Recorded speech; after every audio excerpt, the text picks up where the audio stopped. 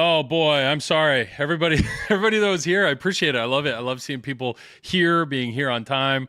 It's awesome. It's awesome. We were doing a chatting stream tonight, but we just we were shooting for 4 people and currently we only have 3. So we were trying to hold off to see if that 4th person was going to come. I haven't got a response yet. So we're going to wing it with 3. We're going to see what happens here. But yes, if you're checking this out after the fact on YouTube, please like, subscribe. We're hitting some thresholds with subscribers on YouTube, so I'd love to see that. Joel probably had to go comb. Yes, comb my beautiful beard. That's what I did tonight. Yes, but I love it. I love people that are here tonight. I stream here on the Flipping Out channel every Wednesday night from 10 to midnight Eastern time, and we try to flip flop between these chatting streams and the gameplay streams. So we try to be as interactive as possible. Please come join the live show, chat it up with us. It's a good time. But yeah, tonight's gonna be a good time. We got a good group of guys, and we're gonna talk pinball. So let's go ahead and check it out. Only 3 faces tonight. Only 3 phases or faces tonight. Which 3 phases. Yeah, 3 phases. It's gonna be we have 3 topics as of right now, but I will tell you we're gonna do our best reading chat and responding to whatever we see in chat here. But tonight should be fun. We're going to do our normal introductions. We'll go around the circle. Who are you? What do you do in pinball? And what was the last game of pinball you played? So, Craig, go for it. Well, I am Craig Bobby, and of course, I do the Top Stories news segment for the award-winning Pinball Show podcast with host Zach Meny and Dennis Kriesel. And I think, for those of you who tuned in a couple weeks ago, we got onto the topic of Godzilla, and I had recently modded it slightly by putting in different flipper rubbers, if you want to call them that. And I was having some difficulty with it. And so after we got off the show, again, I the next day I went and I played just to kind of test, am I being ridiculous about this? Is this a real problem? And I was like, yeah, this is a problem.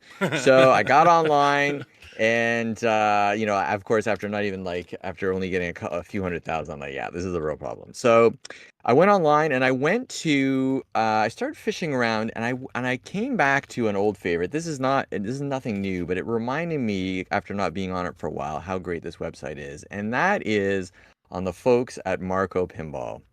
And of course, if you haven't been on Marco Pinball's site in a while, it's a fantastic parts site. I think they do sell complete machines as well, but primarily I think people are using them for the most part for pinball parts of all descriptions and all makes and models and vintages. And so on I went to try and find these Titan silicone ring kit, I guess you want to call them, and ended up getting some. So this is what I ended up getting. I don't know. Can you guys see that? You bought Titan rings from Marco? You didn't go to titanpinball.com? Nope. Okay. I went on to Marco. Yeah. Yeah, and I didn't even realize that Titan was selling them directly. So this is the great thing about Marco is they have so many things there that you think are maybe exclusive to, one person or another. And so I went on and I bought what do they call it? It's the silica. It's the neon glow kit, I think. So I wanted something green, and these are the glow in the dark, kind of a neon color. So I'll be interested to try them out and see how they look. The great thing about what I loved about Marco, here's what I love. This is a real shameless plug that I'm going to give old Marco here. So whenever, God bless America. It's what has kept this hobby going, and it's what created the hobby, and and on it rages. But the problem is if you're not in the wonderful confines of that country, it can be a real problem getting stuff in and out of there, right? For us, even in Canada, a stone's throw away at times from the border, there's still a border there. And if you're in Europe or in Australia, God bless you, it's a real hassle sometimes. So Marco, I was pleasantly surprised. I'm like, oh, look at all this stuff. This is great. I put some stuff in my basket, and normally as a Canadian, when you go and you check out, you're like, first of all, you're being charged and you're being quoted in US dollars. So you're like, I don't know even what this is going to cost me in Canadian, right? First thing, first like problem. Like, well, what's the exchange rate? I don't friggin' know. I know it's going to be painful. Then you go and you click on the shipping thing. So you get it all in. You're like, okay, I'll deal with this. You click on the shipping button, and you realize that what you're trying, the shipping is going to be more than what you're actually ordering. And you're like, does this actually make sense that I'm ordering, you know, a $20 set of rings here, and it's going to cost me $50 to get it to me. So, but I was pleasantly surprised as I was checking out a Marco that they have an international checkout button in their, you know, shopping cart area. So I'm like, what the heck is this? I click on it. It converted everything to the currency I wanted. Of course, I wanted it in Canadian. I'm like, wow. And it allowed for a what they called like a FedEx international shipment. Um, using, you know, it was more like a ground shipment, I guess, through FedEx, but at a very reasonable shipping cost. So I think this, you know, $30 kit, I think the shipping charges were like 10 or 11 or $12, kind of like what you might Yeah, expect. yeah. Which I thought was pretty reasonable, and that included all the customs and BS, you know, that you have to go through usually. Um, so good old Marco, and then it comes, you know, and of course I love what they do here. These old marketing devils, they give you like little catalogs. They give you an Yeah. old-fashioned catalog to flip through and get the brain working about other stuff you want to get. You're like, wow, look at all this stuff. You know, like when was the last time you got a catalog? There's stuff about, they give you stuff about when like the Yeah, Chicago Pinball Expo. Yep. Expo is coming, the Cleveland Expo, like they just loved it. So they just stuff your package full of stuff.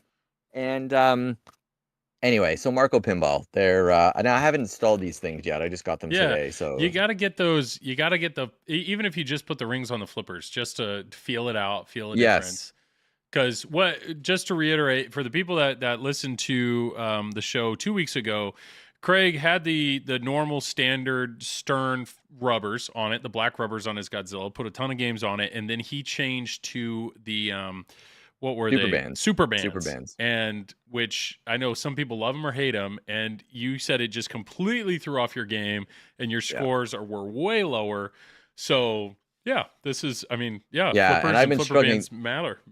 The best probably game I had. Now I have broken a billion on it, but it's like I'm doing like 1 in 50 to 100 games now. I think the best Sure. game I've had in weeks has been about 700 mil, and it's just brutal. Like I can't drop catch it all with these things anymore. Like it's totally thrown off the timing of the Yep. entire thing, and it took me so long to be able to get the timing right on doing stuff like catches and stuff like that that I can't go back and relearn this Yeah. again. Yeah. I get you. Like I can't do it. So I'm trying to compensate in other ways, you know, and sometimes I've actually learned some other things in doing that, and you know your game adapts a little bit, but I'm like I gotta Well, I gotta keep moving on here a little bit, you know. so two things. First off, some dude, thank you so much for the super chat. I see the $10 there. Longtime viewer, first time Whoa! live. That's awesome. Excited for Dang. Deadpool Pro. Dude, I'm excited for you. Deadpool We're Pro is a making money fantastic already, game. Joel. Yeah.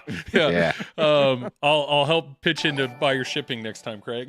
No. Yeah, exactly. Yeah. Exactly. No, some dude, thank you very much. I really appreciate that. Zach and Nicole, I appreciate being able to stream on this channel. But yes, everything that comes through with streaming, it just goes right back into the stream. So, and then any of the names that you see over there in chat that are green, those are people that have joined the Flippin' Out family, and they're supporting the channel. So, Chris, Doug, I saw Juicy Time up at the top. Appreciate all you guys as well. So, second, Craig, that's why when it's amazing how all you did is change the flipper rubbers in your game, and it has completely changed your overall experience. And that's why I have so much respect for competitive players, because every single time they step up to a game, regardless of how familiar they are with the game, there's a chance that TD has messed with the game in some way to make it different or more challenging, and they just have to adapt. And Yep. that's a skill. I'm only so good with my games, which I'm very useful. The idea of adapting, yeah, right. It's not Yeah. gonna happen. I mean, I guess you could kind of, it's not that close, but it's similar to other sports where when they step onto, like, you know, golfers, for instance, like every course they go to, it's not like the greens are the same, the fairways are the same, the da da da, you know what I mean? Like, so it's always, it's an evolving landscape Yeah. that you're right, the players have to adapt to, right? So it's just For one sure. of those sports, like you said, you don't know what you're going to get when you step up to that game. So Absolutely. anyway, we'll see what the We'll old see. Yeah, I'm excited for you. rings can do for me. I'm excited for it. Pinball Eddie, does CNA come with Titans as standard? I think it's American Pinball that advertises that now all of their games moving forward will have Titan silicone bands, and then I'm pretty sure most of the Spooky games have some sort of silicone rings or bands. It may just be Stern and They're definitely softer than the super bands that I've been using, like way The softer. I can already the feel it. GNR behind me looks to have standard red rubbers on their flippers. Now, whether or not the actual rings throughout the game are silicone, I don't know. But the main thing you're going to feel is going to be the flipper rubbers for sure. But dang, Chris is out here gifting subs, dude. Appreciate it, man. Or Oh, memberships. So yeah. appreciate that. Nice. That's awesome. So Paul McPhillips, now you are a member of the Green Name Club. Oh, dude, Chris, I'm so sorry. Yes, I'm supposed to create a Jared emote. I will. It will happen. It will happen. So, okay. Well, awesome. Craig, thank you so much for being here. thanks, Joel, Josh, for having me. this is a first time for you on the show. I First bet people will time. recognize Yeah. your voice. Feel free to introduce yourself, what you do, and what was the last game of pinball you played. So my name is Josh Roop. I am the host of the Loser Kid Pinball podcast. We're coming up on 5 years in January. I enjoyed listening to Head to Head Pinball and Jeff Teolis on, now I'm on the spot. I've Pinball Profile, and I loved This Week in Pinball. And so I decided I wanted to get in the ring at that time, and I started up a podcast. I sent off my very first episode to the people I respected the most in the podcasting world, which was Head to Head and This Week in Pinball, and they both said it was really good. But it's easier to have a co-host to bounce ideas off of and to get, the juices flowing when you're into the podcast mode. So that's when I hit up Scott, brought him in on the second episode, and we've been together ever since on the podcast. We've done awesome interviews with Mark Silk. He's known of the Teenage Mutant Turtle voices, Master Splinter, and 5 other voices on that game. We've had Ed Robertson from the Bare Naked Ladies on, and Keith Elwin. It's the running gag that he's our third co-host because he's been on like 5 or 6 times now. Yeah. And so that's just a little bit about me. I love doing Loser Kid. I mean, it's something I look forward to. Every other week is what we try to aim for. Sometimes, Scott runs off to Nicaragua or Guatemala to save little children's lives, and we have to postpone or whatever. But Yeah. other than that, we're pretty consistent. Last game I played Foo Fighters Pro last night. I got that on my birthday, July 25th. Yeah. Nice. And me and my family have been enjoying it a lot, and so it gets turned on about every night, and then we just play some Foo Fighters. We're loving it. So Sorry, I'm fixing this because I think our 4th person just showed up. they did. Let's see if we can get that there. And very professional on the fly. Here we go. Oh, we can do this. Yes, We me can do twice. this. We can do this. We clone Josh. Nope. I can do this. I promise you. Where is What's he? chat I saying just that's gotta- shenanigans? Let's see. There he is. All right. There it is. Perfect. Okay. And there it is. Speaking of Okay. Foo Fighters, We're here. Beautiful. Perfect. Steven, welcome. Well, first off, sorry. Josh, thank you so much for being here. Thank you for your podcast. You're welcome. I'm excited that you're on. See, And he's excited to he's just like, let's get this over with Josh. Let's move on to the. so just to show you how the sausage is made, we basically start a Discord call about 10 minutes before we go live. And always somebody has some issue with their camera. They're like, I feel like, we've been doing this chatting stream. I don't know. I've done it well over a year at this point, and it's always seems like we get everything working about a minute before we go live. Even Josh was fiddling with his camera that's why we were like 2 minutes late. But this is the first time, no problem, Steven, but like this is the first time that somebody just wasn't here. Flat out. Yeah. So I'm like, I have crap. a perfectly good excuse. I'm ready. I'm ready. I'm gonna use my camera. Here we go. All right. I just unboxed and got. Oh God! Please don't unplug. We're gonna lose him. Yep. You just unboxed. What's that at the end? It's Guns N' Roses. Guns N' Roses. Nice. And I had my first reasonably good game on it, and then I looked at my phone and I was like, Uh-oh. "Oh Yeah, boy!" No worries. Just kidding. Well, Steven, I think that answers the what was the last game of pinball you played, so we can check that box. So, we'll just roll right into that. Well, for outside of I know we do podcasts and whatnot, but Steven, I know you're active in the pinball community. Is there anything particular that you do? That sounds bad, but is there any particular thing that you do? Yeah. Yeah. For the most part, locally, I run tournaments for locations that don't know how to run tournaments themselves. Okay. So I have run tournaments out of an organic supermarket out of a new, pinball location. I assist in running tournaments at events. Like I've been assistant TD at the show in Allentown. I'll be helping run the next Stern IFPA, well, not Stern, but the IFPA tournament at the York show in York, PA, next month. So basically, I'm in it for whatever I can do to support the hobby. Sure. So I did streaming earlier on and realized that I really could not keep up with what you all were doing. Like you're like, oh, we got video cameras. I'm like, yeah, I've got the webcams, and Yeah. I'm not gonna go buy video cameras. Yeah, streaming is it's nuts. It's nuts. It's one of those things. Every time I get into something, I get excited about it and I dive in. I don't really have an off switch, so usually I hit the roadblock where I've done too much and I don't like it anymore. Ah, So then I fall off. And luckily I got into pinball in 2016 and I love it. I play in tournaments. I compete as high as I can. I made the state championship in PA oh nice. last year by the skin of my teeth. But like I try it all, Hmm. and that's why I had people in my house 3 weeks ago, and there are 3 new games behind me since 3 weeks ago. That's And awesome. Yeah. so I try it all. Is the best way I could put it. Well, I will have to say, it looks like you have a Foo Fighters premium behind you, but that powder coating is pretty slick. I like that red. I like what That's you did actually there. a pro. That's a pro. Oh, even better. Hey. I like it. I like the color. That's a slick look, man. Well, cool. Yeah, that's and then we got these little magnets. The magnets, yeah. I've seen those Yeah, before, yeah. that was a wonderful touch. The guy I actually traded I had a TMNT premium.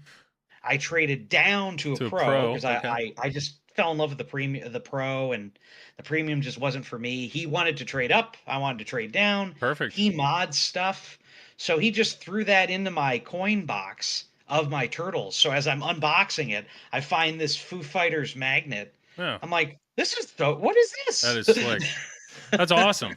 Well, cool. Well, yeah. Well, thank you all for being here. And then, yeah, my name is Joel. I do the Triple Drain Definitely. Pinball podcast, and then I do the stream every Wednesday. So let's dive in. We've got a lot to cover. The first thing, I think we were just talking about mods. There was a little bit of news that I wanted to talk about with mods.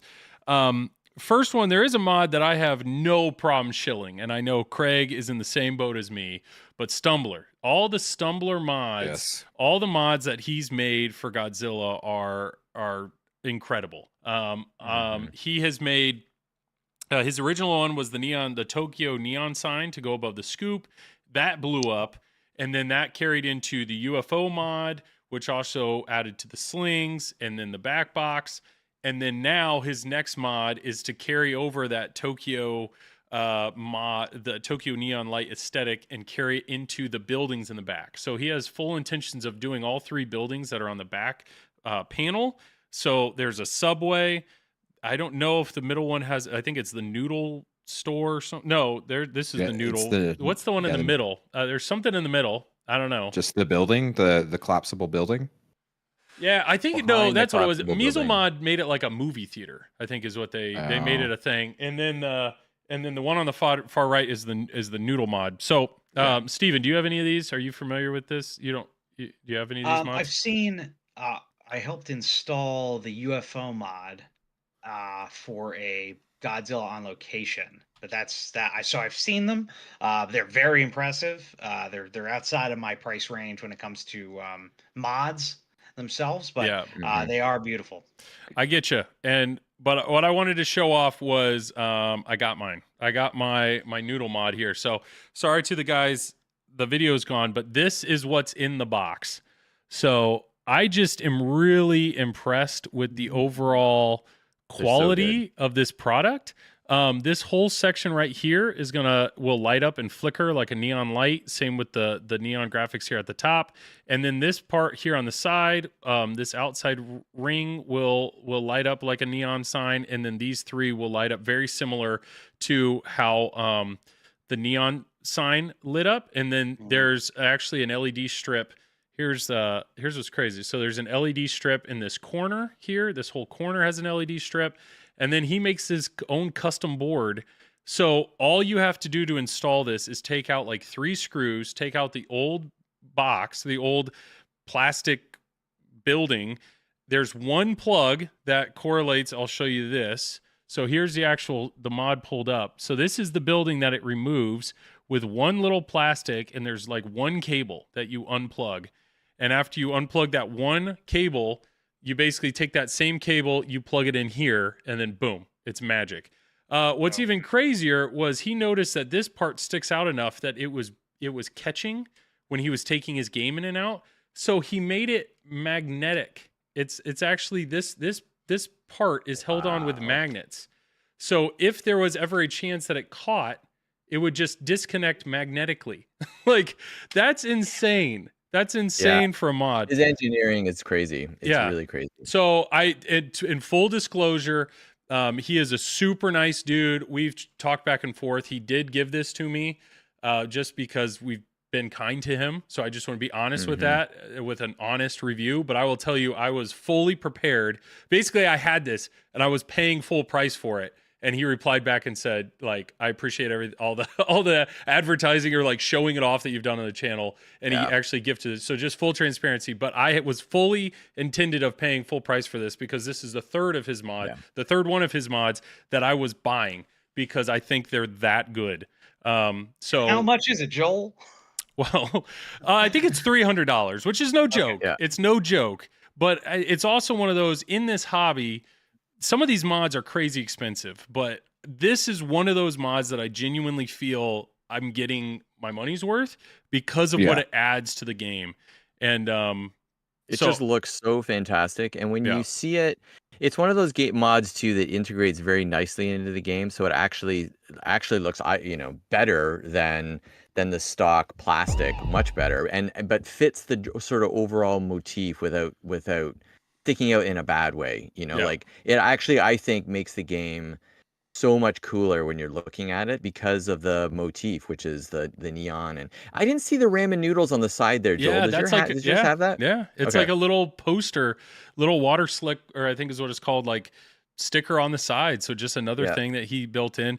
But I don't know if this, so you can see there's the neon sign, the one that mod of the year or whatever 2 years ago. Yeah. But just the fact that once you're adding that type of aesthetic into your game to carry that back into the back corner, and then all the lights and everything are configurable, colors and everything configurable. So if you don't like the neon pink, you can do blue, you can do a ton of stuff.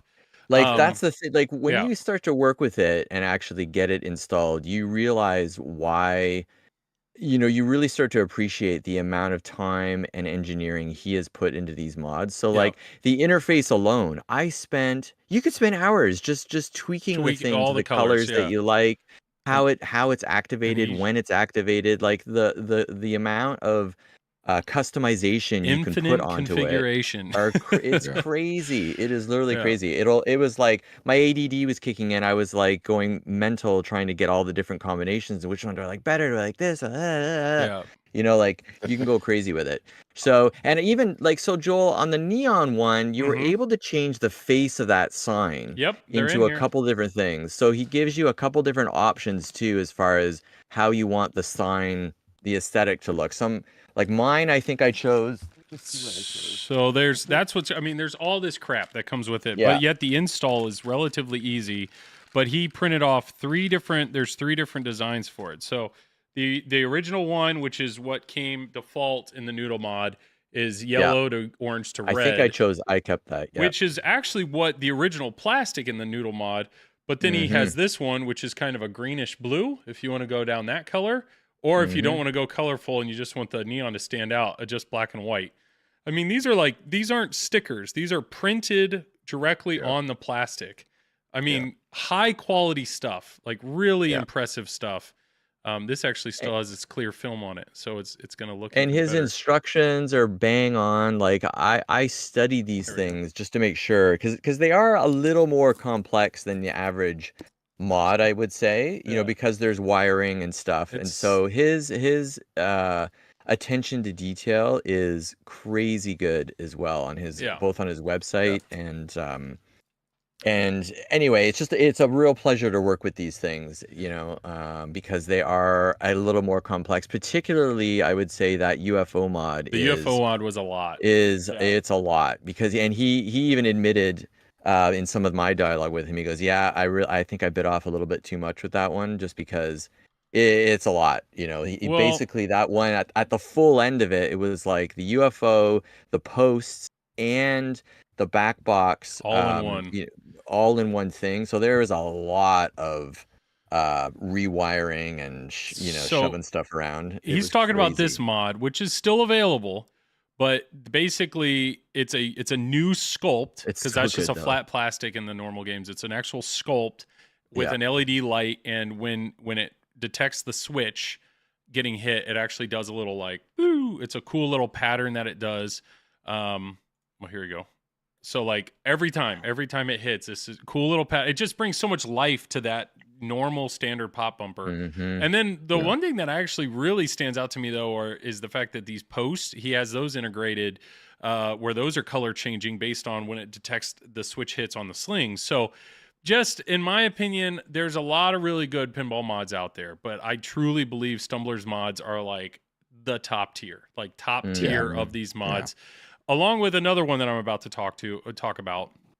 But I will just say I'm really love the stuff. I bought the original Tokyo sign with full price with my own money. I bought the UFO with my full money, and I am fully prepared to buy any other mod he makes for Godzilla because I can trust. I mean, that's the level of trust I have in what he's doing.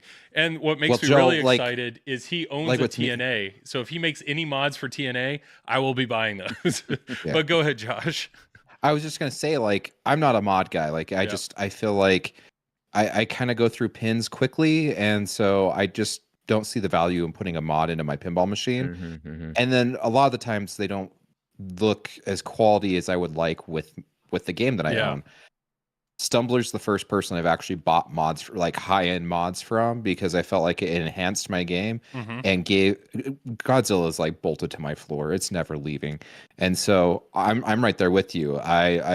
My noodle bar showed up last night. I have the Neon Tokyo sign.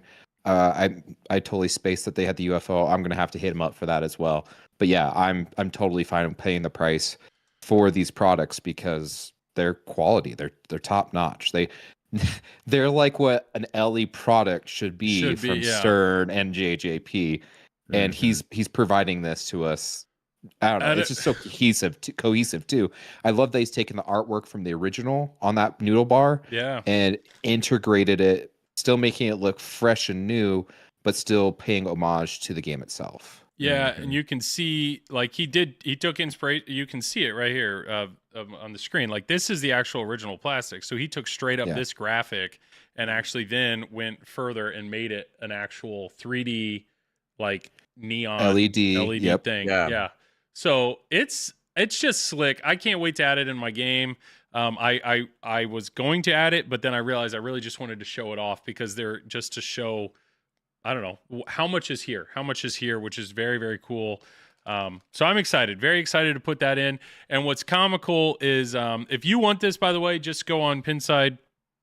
I think you can go on his normal website, actually, which is Stumbler. I think he has all these, Stumbler Pinball, and you can buy them all through here. He has a really cool mod that he's making for Foo Fighters as well, if you have a premium or LE. But you can buy them all there. Or you can buy them if you go on website on Pinside. You can search Stumbler and look at the stuff. He's got the Tokyo sign, the UFO, and then now this building mod. What's crazy though is because he did the back right building, people casually made a conversation, or no, somebody made a comment. They're like, "Hey, all your mods are on the right side. I hope your next mod is on the back left side.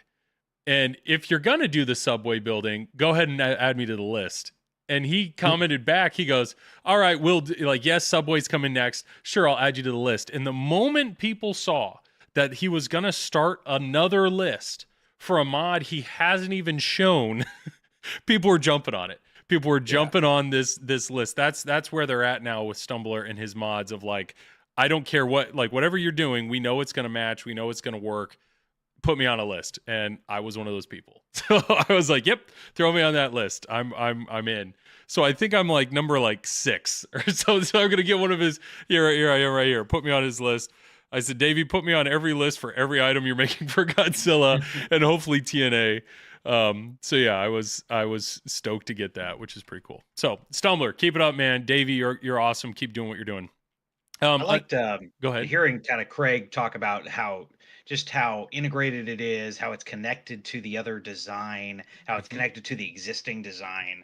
I think that's really the touch points on mods. Yeah. Is that if the mod can feel like it should have been part or could have been part of the original concept, it's just, expanding or advancing upon that. I like those. Or if it gives you the ability to bring a little bit of yourself or a little bit of kind of your opinion of the game into it. I have not bought a lot of mods. Generally speaking, I'm under $100 for a mod. Yeah. And it's a shooter rod because, if it lights up, I'm like, oh my gosh, coolest thing ever. And I buy art blades because I love to art blades are a must. Incorporate the world under glass into as much of it as possible, and you could really see that here. I think honestly, if it lights up or if light can come into it, kind of like the I mean, you've got turtles like the ooze canisters that you can put on top of the flashers. Those are really really caught my eye. And to hear these are that's only $300. It's originally I was saying like it's above my price range. I don't have a Godzilla, so really I look at this and feel like, man, I just wish it was not $7,300 to buy in to $300 for the mod and $7,000 for a Godzilla. and in the other mod, Joel, that they mentioned in chat too, was that one the Atomic Godzilla that he partnered with. He didn't he provided the board for it. I think someone else did the actual model, the sculpt, and then he put in the LEDs and the board to control it. And man, is that amazing as well. So you just get all of these, what everyone likes about pinball, the flashing lights and the neon and stuff. It looks so good compared to the the shitty sculpt that you get with the game, which is probably one of the worst sculpts in the history of pinball. No offense, about that one up there. Oh, you can't see. It's yeah, exactly. That comes with the topper. But it's not. But even just to have this, in like Joel's showing there, the mouth light up, the eyes, and then his spikes at the back at different times. It's so fantastic. He's holding a little subway car there, like. That's what you expected Stern to have done, and he just like knocked it out of the park. It's insane. So that's what I think is hilarious is that's how much trust I have in Stumbler, because he's the one doing all the logic. So he's the one that makes the board that is connecting to whatever in the game to know when to trigger the light shows, and the choreography is there and it's reliable and it's consistent. So I'm at the point now where if Stumbler is involved in the mod, I have faith in it. Because it's also like Davey obviously has his game and he's making mods for it. So any mod that he's going to kind of team up with somebody else, it's going to fit into the overall vibe and look of that game. So this is one of those where this is the same guy, Jazz, is that Boucher? I don't know, but that guy is the guy that made the sculpts for the UFO. So he's now doing his own thing here, doing the sculpts for this. So I'm in on this. I want to get this. And then he's also involved in another one, which is a maser cannon that's actually made out of metal, but maser cannon, I think it's spelled with a Z. Is it? I don't know. He has another from Godzilla. Yeah, there's a maser cannon mod. How do you spell maser? Is it MASER? I think I saw that online recently too.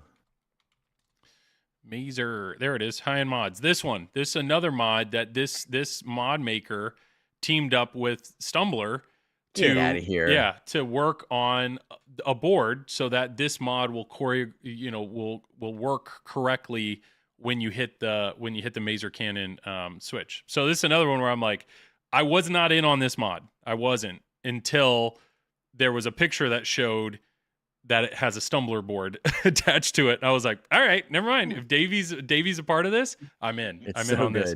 So I don't know. These are things where I get it. This is money that obviously that could go towards another game in your lineup. But to me, I have a smaller collection. I can only fit 4 games. Godzilla's bolted to the floor. So that's where I don't have any problem adding mods that I feel are genuinely adding to the value of the game. And I do think one day there's going to be so many Godzillas out there. But I think this is going to be, whenever Davey stops making some of these mods, I think having the neon sign or whatever will add value to your game, or having, these things will add value to your game. And at least for me, it's a lot easier to justify spending $300 to continue to improve my game than just the large chunk of buying a whole new game. So I freaking love it, man.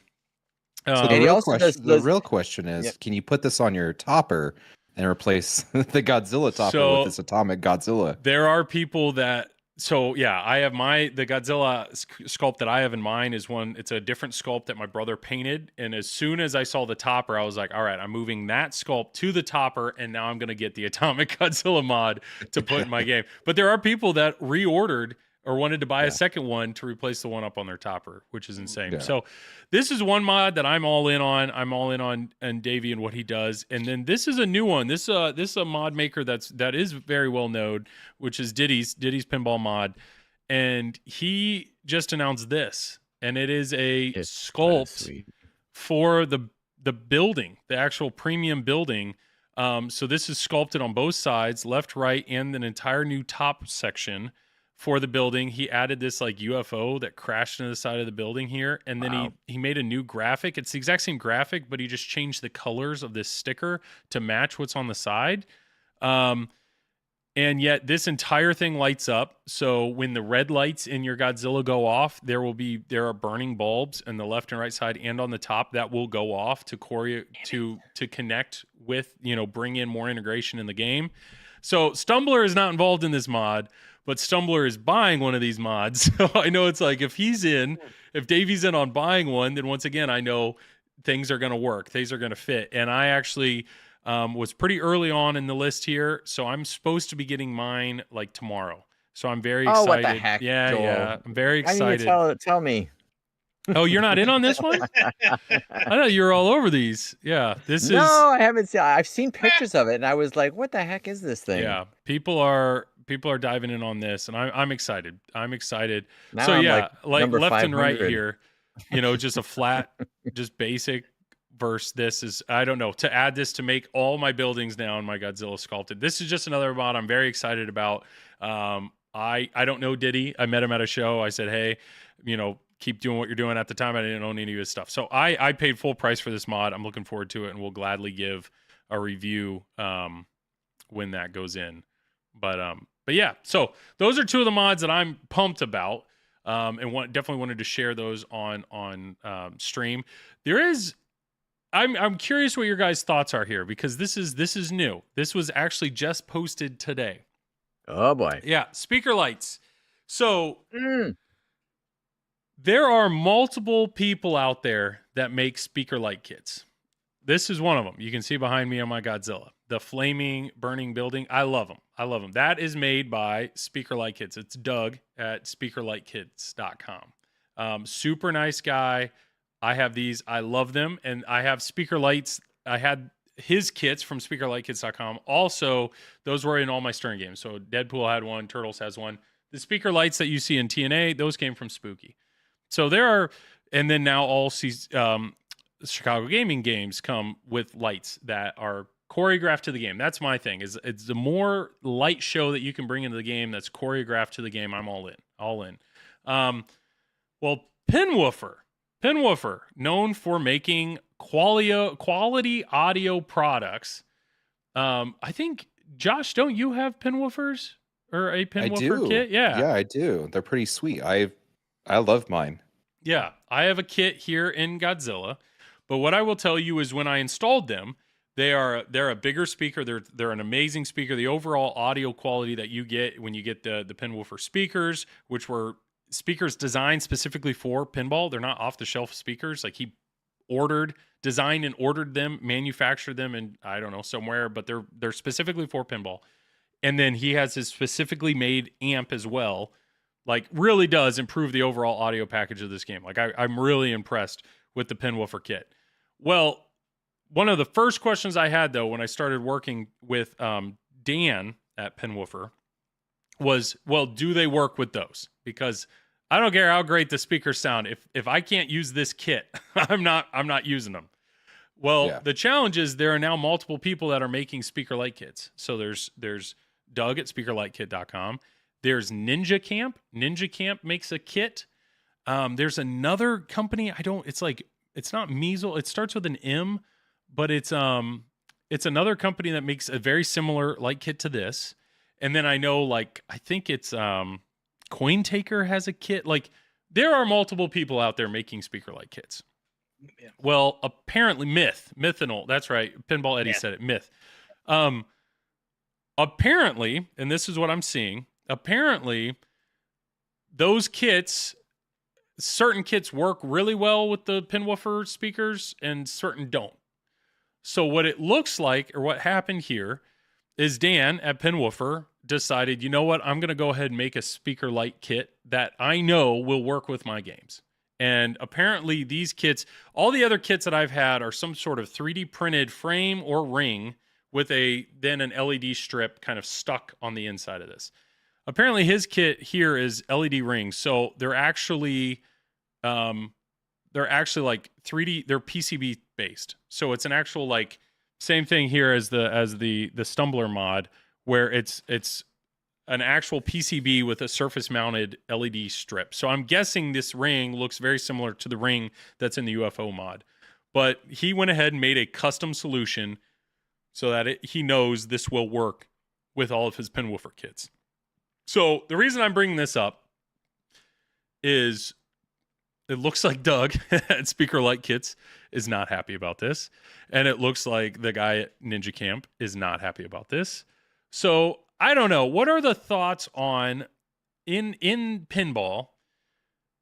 I think the modding community is respectful of each other, but yet is competition good? Or is there some sort of should we I don't know, like Pinmonk does flipper fans and he does them incredibly well. So if somebody came out of nowhere and wanted to start doing flipper fans, are they now stepping on Pinmonk's toes?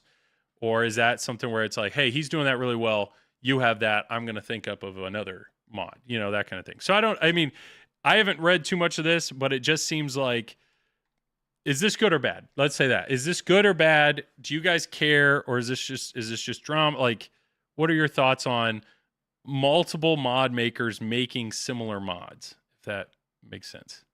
We'll go with Josh. No, I think Craig is the most mod heavy guy in this. So I don't know, Craig, do you care at all? Does that bother you? Or do you care at all? I haven't actually gone as far as doing my speakers yet. And I can't remember what the reason is. I think I'm waiting. Similar to maybe what Pinwoofer was saying, I want to make sure that it all kind of works. And the more I've looked at speakers, the more first of all, they're expensive. So like a lot of the mods, you're going to spend several $100s to replace the speakers and the subwoofer. And then, is it really going to enhance the game that much at the end of the day? And then if you're replacing the speakers, should you go and do the speaker light? So I get kind of bogged down in a lot of details there. And so my thought is that if somebody can make that process easier, like what Dan's rationale is, I'm all for it. And I think competition's a good thing. I think it's interesting that people think they corner certain parts of the sandbox and think, oh, just because I'm doing it, that means, now out of respect, somebody else shouldn't do it. It's like, well, what the hell? What industry works that way? None.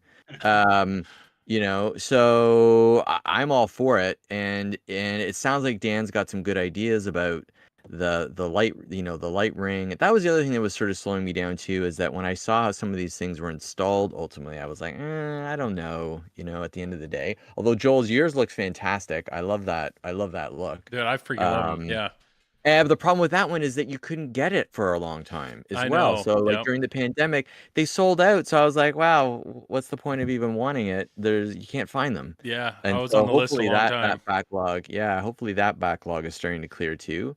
I remember even being at an expo last year. I don't know if you saw it too, Josh. The guy had a desk and all he had is his business cards there. And I was like, I want to talk to somebody. I just don't want a business card to sign up. Like I Yeah. want to be sold on this idea. And anyway, so I was like, well, forget that. Well, Um, I just have to interrupt here. Dennis Creasel's here in chat, everybody. The one, the only, and he's coming in here with some knowledge. Never let fish get in the way of modifications. Remember the famous saying, mods before cods. Thank you, Dennis, for being here. Appreciate that useful bit of information. But no, I met Doug at Cincinnati, the speaker light kit guy, and yeah, at the time they were still like unobtainium, and he had a kit on Godzilla that Zach was selling, and Zach almost wanted the customer not to like them so that he could keep the kit, but because they were unobtainium, that's where Mythanol mods or whatever came in, because they were basically like, I can do that, and they did. So all of a sudden they're making because the guy couldn't keep these in stock. So I'm with you, and it looks like chat is in the same way. Competition's good. I do see Pinmonks in chat here. He's saying for small stuff, patents really aren't cost effective, and I get that. I just think there are certain mods that are very unique and kind of game changing mods. Obviously, Pinmonk, his flipper fans I feel are that way. When Pin Stadiums came out, Pin Stadiums for what they are seem extremely expensive. For a piece of plastic track and LEDs, but he made a custom solution that integrates with the game and power and all that. So, I was a little surprised that there is no competitor to that. No, there isn't a cheaper, it's not like somebody else is making those. So, I don't know. I don't know where this is in the hobby of like, do you respect like, okay, that's your space, I'm not going to touch it, or I don't know. I think it is a respect thing, and the other thing too is because, like Pinmonk was saying, like it's probably cost prohibitive to do patents, and I think on top of that, when we're talking like Stumbler, or we're talking these specific mods that go go hand in hand with Godzilla licensing or Foo Fighters licensing. I think you start really getting into the weeds then. Like I don't think you can patent something that you didn't pay the license for. True. And I could be wrong. These guys could be paying for the license, but it kind of skirts around that because they're not specific. Like the Stumbler mod, the building, the noodle bar does not say Godzilla on it. No, and that's something. I mean, those are game specific things. If I'm talking like, and that was somebody in the thread used that example of like there's probably 20 different UFO mods that are out there for Godzilla. And every single time somebody comes out with a new shape, size, I don't know. I don't think that's pissing somebody else off. It's just like, here's mine, it's made out of metal. Here's mine made out of this. Here's mine, it's cheaper. Hey, here's the file if you want to print your own. Whatever. But I just think this is, when you talk about universal mods, I think of Pinmonk, I think of Precision Flippers, I think of Color Pin DMD. Stadiums. Color DMD had its competitor, which is Pin to DMD or something. But it was just speaker light kits. There's speakerlightkits.com. That's Doug. And then now all of a sudden there are other competitors. I think I think CoinTicker, like straight up, it's like a exact copy of his kit. So what I will see or say of what I've seen here, and I know I've talked to Dan. Dan's an incredibly nice guy. It does look to be a different solution that was made specifically for his game or his product, which was his speakers. Yeah. But if he's going to go through the effort of making something that he knows will fit his speakers, do I blame him for selling it out? Besides, like, it's not like you can only buy them with his speakers. Like, hey, here's this if you want to buy, if you like this type of. So I don't know. To be honest, I'm curious enough that I would like to see what they are. Hopefully they'll be at Expo, or hopefully maybe there's a chance I'll be able to try one out just to see if there's really, maybe there is a different, maybe visually you like the look of the speaker light kits better than you do the Pinwoofer lights. I don't know. Well, and I think it comes down to that, like, really in the pinball hobby, it's either you're first to the mod game or you're the best. I don't feel like there's really much space. Like let's be realistic with pinball machines. Looking at Stumbler's list, there's like 400. That's including the reserved list. Maybe that was for the Atomic Godzilla. And so realistically, like obviously these mods are a lot more, but when we start getting into when you're saying generics like Color DMD, I guess those are more expensive, but like Titan Rubbers and you're talking Pingmunk fans. I mean, Pinbunk is known for his fans. Like it's hard to break into that segment, and especially if not, I doubt he's tapped out that market, but he's got a good chunk of that market. So you either have to come out with a better product or a cheaper product or a more quality product. And it's hard, especially when we're talking really low numbers. Like, is it really worth your time to go up against someone else? It's almost worth it to find your niche in the mod hobby. Just because like when I think Color DMD, it's literally Color DMD. Like they were smart in branding the name Color DMD.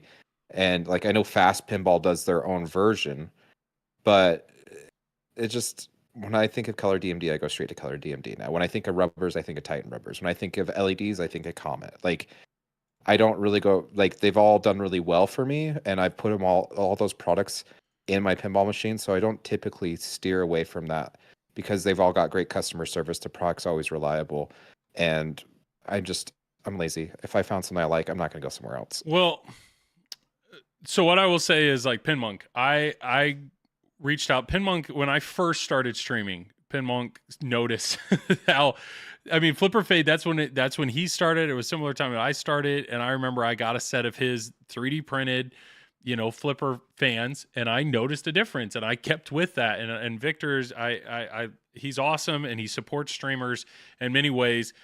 But to his credit, I think instead of letting somebody else come in and make a better product than him or sell it cheaper, I think Victor has continued to innovate and make his products better and better. He's always adapting his products to each and every game. And then now I genuinely think this Flipper, his most recent kit, which is these are all metal, they're more universal, so you could move them more game to game, which was something you couldn't do with his original kits.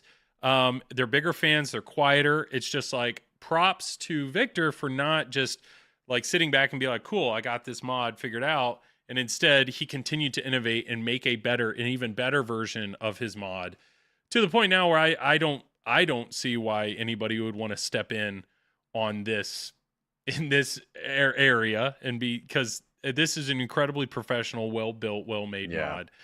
There may be cheaper versions out there but I do not think they're going to be at the same quality as what he did, which is awesome. Yeah, Pinbunk's metal-based version is something the DIY guys can't pull off. And that kind of brings me back to Stumbler. I know this is 3D printed, but this is like a resin cast. You don't actually see the print line. There are no print lines. Like that's a step up, in my opinion, of quality. And that's what I like about, I don't know, seeing something like Pinbunk's fans, like this is a professional thing. And that's what it seems like. Once again, I don't know enough about this product, but the fact that if this is actually a Pinwoofers, if these speaker light kits are actually PCB based with LEDs on them, like 3D printing's great. I'm glad people have 3D printers because it enables so many mods, but I do think 3D printing, there's a level of professionalism that 3D printing kind of stays in. And once you get into like a custom mold or a custom PCB or resin cast or something like that, I just feel like those are a step above, in my opinion, of a 3D printed part. To speak just on the idea of like speaker kits and do they provide a solution and there's so many options out there. I have two, I've got in Foo Fighters, I got in Turtles, and they are one is I bought the Kenwood speaker upgrade kit with the lights. Yep. Because I don't even remember who was selling that. I think it was just on one of the pinball websites. It was either Marco's. Pinball Life has Pinball Life, I think it was. upgrade speakers. They're Yeah. the flipper fidelity So speakers. yeah, Yep. and so the simplicity of being able to find something and being able to find it at your price point. Yep. So just drawing that line to say like I'd be willing to add the lights if they, come with the speakers and they're under this price point. I'll put it in. Yeah, like that's my line. They're not, the highest quality in comparison to something like Myth. Myth, I've actually he's local to us, so I've seen his stuff a lot because it's actually on display on location at some of our local pinball locations. Mm-hmm. And his games, I mean, he's coding his set to present display for a game. So he has a kit specifically for Iron Maiden, he has a kit specifically for Godzilla, and I don't know if it's reacting to the game or if it's just designed to maybe be color coordinated to those titles, but they're, that's a much higher level. So when it comes to Pinwoofer stepping in, if he's a trusted retailer and a Yeah. trusted person in the hobby who's selling something and he wants to expand what he's offering, that's great. Like, more power to him.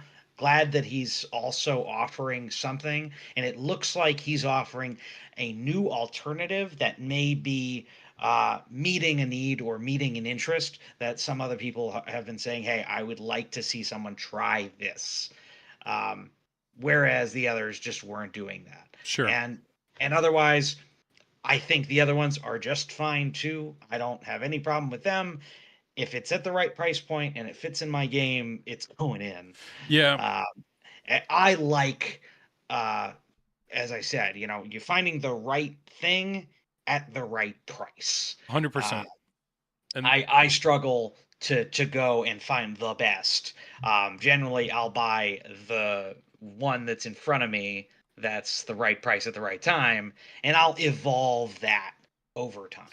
well, that's what, and when I first got the Pinwoofer kit, there was a whole conversation that I remember having about this, because realistically, I mean, here's his site. You can see a super kit from, I mean, you're almost $400, $400, but Mhm. that is full on new back box speakers, a dedicated amp, a cabinet speaker, all the wiring, all the power stuff. That's all encompassed. So if you're looking at it, it's like I either have my default Pro Premium speakers, or I go to Amazon.com and I buy the Kenwood speakers that are the exact same speaker that's in the LE. So you do that, you're looking at probably 40 or 50 bucks for the speakers, but then you have to buy new plates for them. So those new plates to fit a 5.25-inch speaker are, I don't know, like 30 bucks, but you're going to be close to 100-ish, and all you're doing is swapping out speakers. Or you can go, a next step higher, which is something like what Pinball Life had, which was the Flipper Fidelity kit. So it's kind of a, what do you want to do? Is it any upgrade, you're going to see an improvement, but how much are you willing to spend, and whether or not you get that much out of it. I mean, personally, I am blown away with the quality of Pinwoofer in this entire kit. If you have a game like Rush, like if you have a music pin, I think absolutely this kit makes sense, because that's a game that you're going to want to rock out on. But Godzilla, I love having it in Godzilla, just because when Godzilla stomps, it sounds great. It sounds great. So that's every mod. None of these mods are making the game really play any different. It's just the amount of immersion, or the love you have for the game, or the way it pulls you in. That's what I love about mods. Even that little Foo Fighters symbol, your little 3D printed magnet there, Steven, on the side of So your awesome. cabinet. If that brings you joy when you walk by your game and you see that, I mean, that's a good mod then. Why not? Yeah, exactly. And just again, like, just speaking of mods, and then price wise, like you guys talked about that um powder coat. Yeah. Like that powder, that was on Pinball Life the day I bought the Kenwood speaker kit with lights. That's a Kiss LE powder coat kit Oh, okay. that was on Yeah. sale because someone pulled it off their Kiss LE. And I was like, yeah, sure, to give it a try. And you can't see it because I'm blocking it, but I have to powder coat the button because I haven't done that yet. And Kiss didn't have a button, Yeah. so the button thing is still black. Okay, Pinmonk. The other thing that I was just thinking of in regards to the mods. Sorry, I saw and in I totally chat. lost it. It No, just fell out of my brain. I saw in chat Pinmonk said Joel's going all Marie Kanoto, and I was like, who is this? But that's the one that it's like throw out things in your life that don't bring you joy. So I'm the opposite of that. Yes. That was the other thing. Yeah. Was the last piece is that I think the other mod parts. I just finished Guns N' Roses before we started. Mhm. I'm loving Foo Fighters, but boy howdy, I just noticed a big difference in sound quality between the Jersey Jack, Guns N' Roses and the Stern Pro Foo Fighters. So it's like, okay, well maybe I might be modding just to try to even things out in the room. Yeah, I get you. These speakers right here, I have a Godfather behind me. And sure, the Godfather audio isn't, rip roaring guitars like you get in Godzilla. But there's 2 speakers per side. I mean, a tweeter and then I don't know what are those. I don't know what, but it's the speaker Sub? Well, there's a cabinet speaker as well. But Okay. the overall back box speakers is really pretty impressive. Chris is saying that Stern's sound amp is garbage. It's not a dedicated thing. It's built into the board. It seems low powered for what it could do, and that's what I get. I mean, TNA's sound is a whole nother level with a dedicated amp, and Scott designed that entire audio system to just rock. So it depends on what's important to you. If you're one of those people that you play your games with the speakers at a lower volume, then you're not going to care.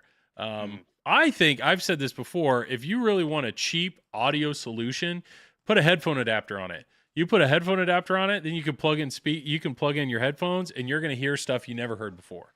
And that's what I like about streaming games. But hey, this was good. This was a really good discussion.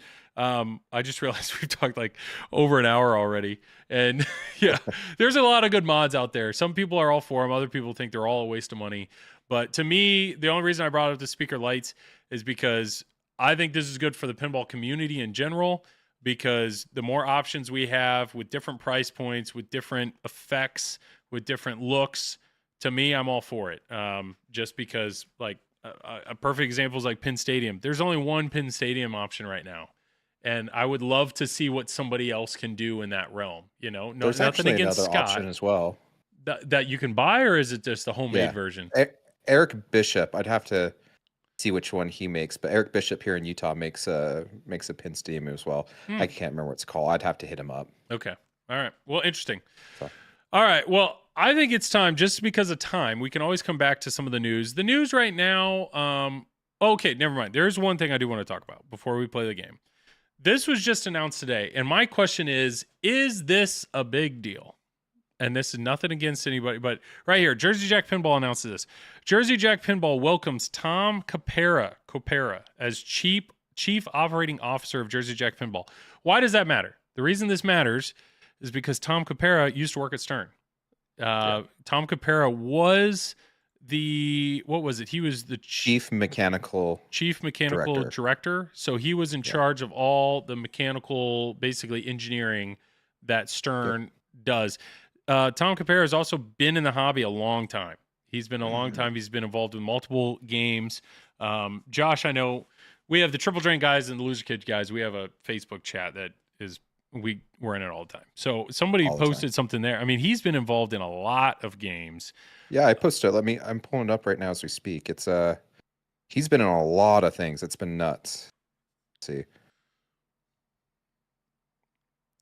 I would pull up my chat, but I don't need to share that with the world. You guys don't need to know what Tom Graff says behind closed doors. But while you're pulling that up, okay. This is a big. That's the question. Is this a big deal when you see somebody change, whether it's JJP to Stern or Stern to American or whoever? But it's to have somebody that's been at Stern Pinball for a long time in a rather high up role. He was in charge of all the mechanical stuff at Stern. Boom, switch over now to Jersey Jack Pinball as a chief operating officer. So he's like the top of everything manufacturing, I think. Or not manufacturing, but operating. He's going to be like the George Gomez, basically, of Jersey Jack, essentially. Exactly. I guess, Yep. Which they've been in dire need of, let's be honest. Yeah. So what does that mean? So if we talk about George Gomez, the way that George talks about his job is he talks about his, and I don't mean that, but his design studio. That's the way that so George really has taken the design studio in under, this is what I am going to make sure is run well. So he's talking about, he's clearly involved with all the designers, with all the programming, the art, the everything, like anything that Stern Pinball is making within this design studio. I want to make sure that I'm part of this and in charge of this and proud of this. So, and that's the type of direction that George Gomez gives Stern. Yep. So if we're gonna say that Tom is now gonna be that new guy for JJP, is that a good thing? Is that something that JJP's needed? Well, before you go, I got that list pulled up for you. Okay, Ready go for for this? it. Go for it. So originally, Tom Capero worked for Williams back in the 90s. His first game that he did mechanical design for was Corvette, then Johnny Mnemonic, NBA Fast Break. So I guess NBA Fast Break would have been the first one. And then Cactus Canyon he actually did game design for Cactus Canyon along with the mechanics of that. And then we all know that was Williams' last physical pinball machine. Well, traditional. And then they closed doors, and it wasn't until about a decade later that he then joined Stern. First, he designed Rolling Stones, and then was on mechanics, Transformers, Star Trek, Whoa Nelly, Guardians of the Galaxy, Beatles, Elvira, Mando, Bond, and even Venom as of recently. So he's been there for well over 12 years now. And it looks like collectively he's been in pinball for over 20. Interesting. So what does that mean? I mean, when we talk about Jersey Jack Pinball, what's interesting here is I know they have multiple games going on at once. I know that. But just the fact that JJP currently is kind of one game a year situation, I don't know, like, this is not supposed to be mean, but it's like how much leadership do they need when it just seems like they're focusing on one thing at a time? While I know Stern has 4 different games. How many designers they get? You know, Brian, Danger, Brian Eddy, Jack Elwin, Danger, Keith Elwin, and John Eddie Borg all at one time. So you have Yep, 4 people rocking. Now I know JJP has 3 designers. You have Eric Minier, Steve Ritchie, and then the new guy Mark Seiden. So they have. Yep. So maybe it's, you got to have, maybe having that. I don't know. I mean, I think this will be good. I think this is a loss for Stern, and this will be good for JJP. But I'm just curious, like, is this a big deal? Because let me give you an example Go ahead. of a reason why this is going to be a big deal. Let's think back to Pirates of the Caribbean and Eric Minier. Eric Minier is coming out with his very first game. He's got some great ideas, some big ideas, and he's got a lot of experience, but he doesn't have a lot of mechanical experience building into a platform. Okay. So they overpromise and underdeliver. They're talking about a 3-ring spinning disc inside of the playfield. They've got to cancel that prior to release of that system. They have a opening and closing treasure chest that they have to, remove because, again, both mechanical pieces are not technically sound at release. So both are canceled, and that game goes from being pretty exciting to a lot of people basically getting a little verklempt and upset about what has been canceled from that game, and it undersells. Now it's one of the most, highly sought after, underbuilt and overvalued machines on the market. If Tom was there, Tom has 20 plus years of mechanical experience, and he could have taken that mindset, taken that concept, and probably directed the company to what they had or ended up in, and directed them away from making those promises ahead of time. Now, you can't guarantee, you can't say they would have done that properly. Yeah. But Tom's going to know things that work and things that don't. He's going to know the fastest way and the cleanest way to get to a solution. And he's found those solutions for Stern at a good price point for 20 years. He's solved those technical problems for a long time. So another example I would use in Godfather. when you look at Godfather, go look at the fountain that they have in there that has like 100 lights. I think it's a pop bumper. It's doing a It's a pop bumper, thousand yeah. things. And what is it?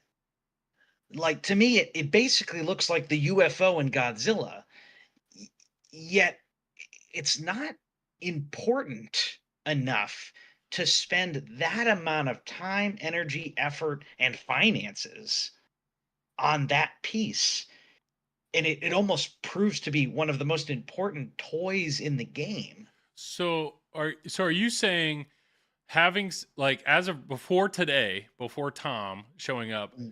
are you almost saying it would be nice to have somebody like Tom to kind of keep designers in check almost? Or like if these I would designers say, have to get somebody with more like I get Eric, I like Eric a lot, but sure, Tom has more experience in pinball than Eric. uh, So Eric has incredible ideas, and his ideas have proven out in the market. mhm, Like, they are, guns, pirates, yeah. like, they're incredibly popular, they're highly sought after, but to solve for the speed of building something, the consistency of what is built so it lasts, there are a couple other mechanical issues. Even like the subway on Dialed In was something that constantly was breaking for individuals, and that wasn't necessarily something that had not been done before Yeah. and should have been that big of an issue.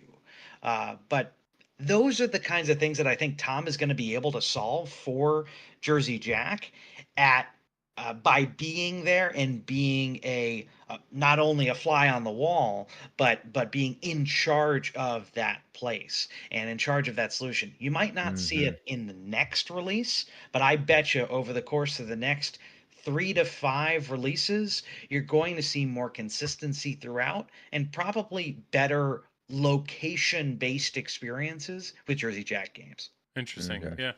Pinmonk, yes, right. Yeah. Stern coil stops. I Yeah. I wanted to point out Go one ahead, thing. Josh. Sorry, there was an indoor fin fishing in chat that said, "What mechanical innovation have we seen from Stern recently?" I mean, first off, like, okay, we Tom Capera leaves, and mechanical engineers aren't really talked about in the pinball world. So I was like, well, crap, who else is left? Harrison Drake. Harrison Drake has been amazing on all of Keith Elwin's games. I mean, look at the collapsible tower Yep. on Godzilla. Look at the Godzilla, the T-Rex on Jurassic Park. I mean, even the Avengers Tower, even though it seems simplistic, it's like a magnetic vary target with opto switches. It's not something very easy to replicate.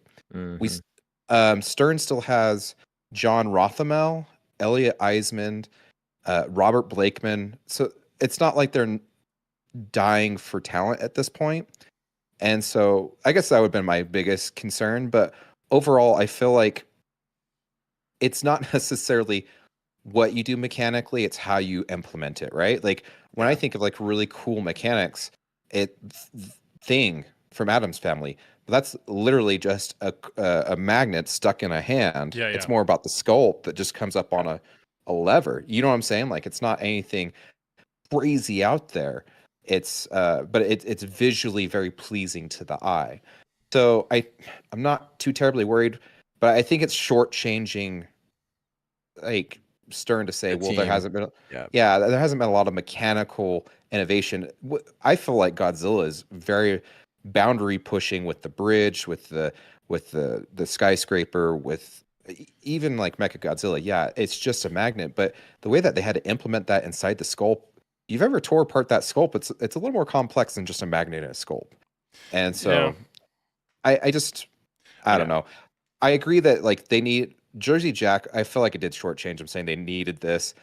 They have needed their own Gomez, but I feel like their operation line they've at least done uh, out the door day of pinball sales amazingly. I feel like when you hear about a new game, you can have it in 2 or 3 days from the day that it's announced. So So that was going to so be I my. Go ahead. Sorry. Oh, you're fine. I was just going to say, I think that Tom has a very high standard to come into, but I think his mechanical background is really going to help because like Dennis Kreisels pointed out, there's been a lot of mechanical things that have been taken out at Pirates is where it felt like it started. And then as we lost you, Josh. I think your oh phone dear, died. probably my phone died. Yeah. But ever since, it's it feels like everything's been pretty basic for the most part. So, Well, And I really think that at the end of the day, and I'm only speculating here, I know that Jersey Jack is backed by, a billionaire owner. However, I would argue that Stern's got fairly deep pockets too, and I'm going to argue that Jersey Jack needed Tom more than Stern did at this point. Like to Josh's point, they've got a huge team behind Tom. I know Tom has been probably instrumental in getting that team where he was, and I'm sure I had heard that George and Tom were quite tight. I'm sure that Tom learned a ton from George in terms of, operating a pinball, company from head to toe, and probably vice versa. That George and the rest of the folks over at Stern have learned a ton as far as mechanical engineering from Tom.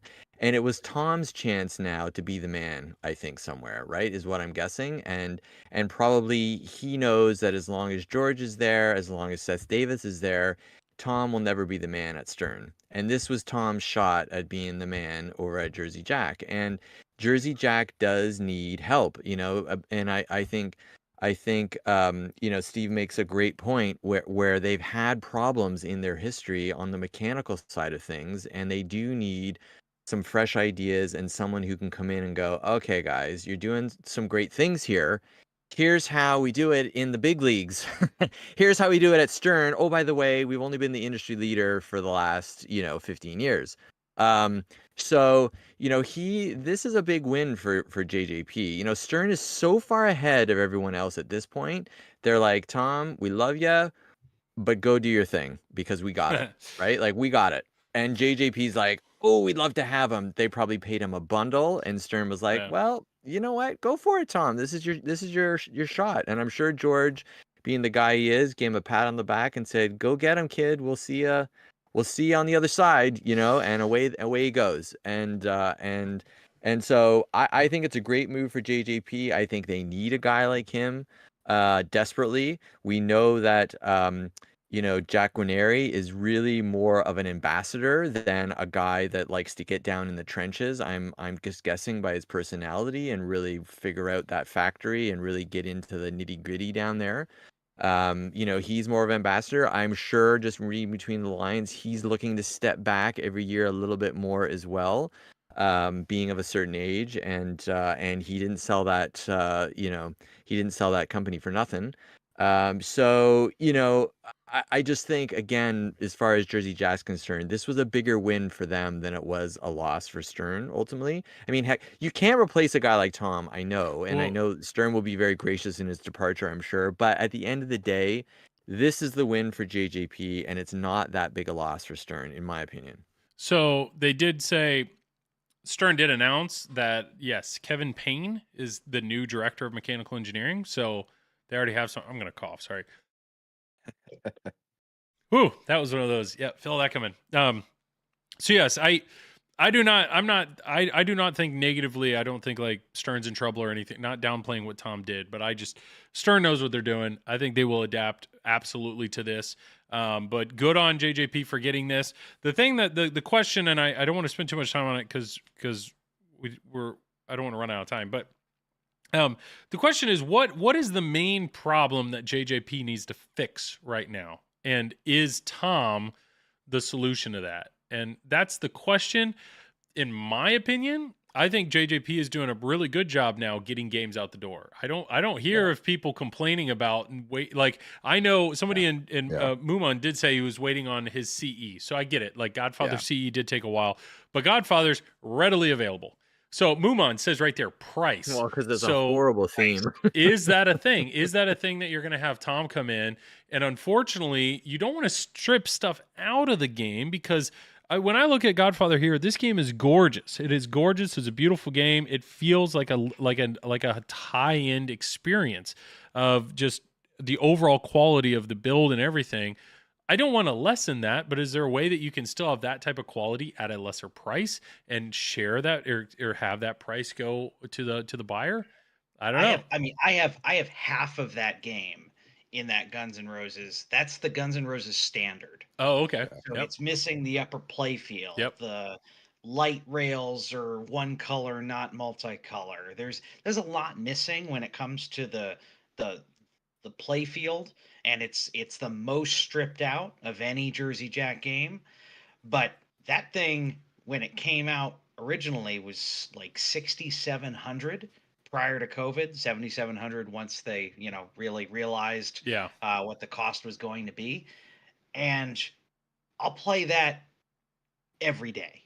Yeah. I would rather that because of the cost, Yeah. because I can have that plus a Foo Fighters, and that's 2 games. Like we in this family, my wife, my daughter, and I all play, Okay. and we like family friendly titles.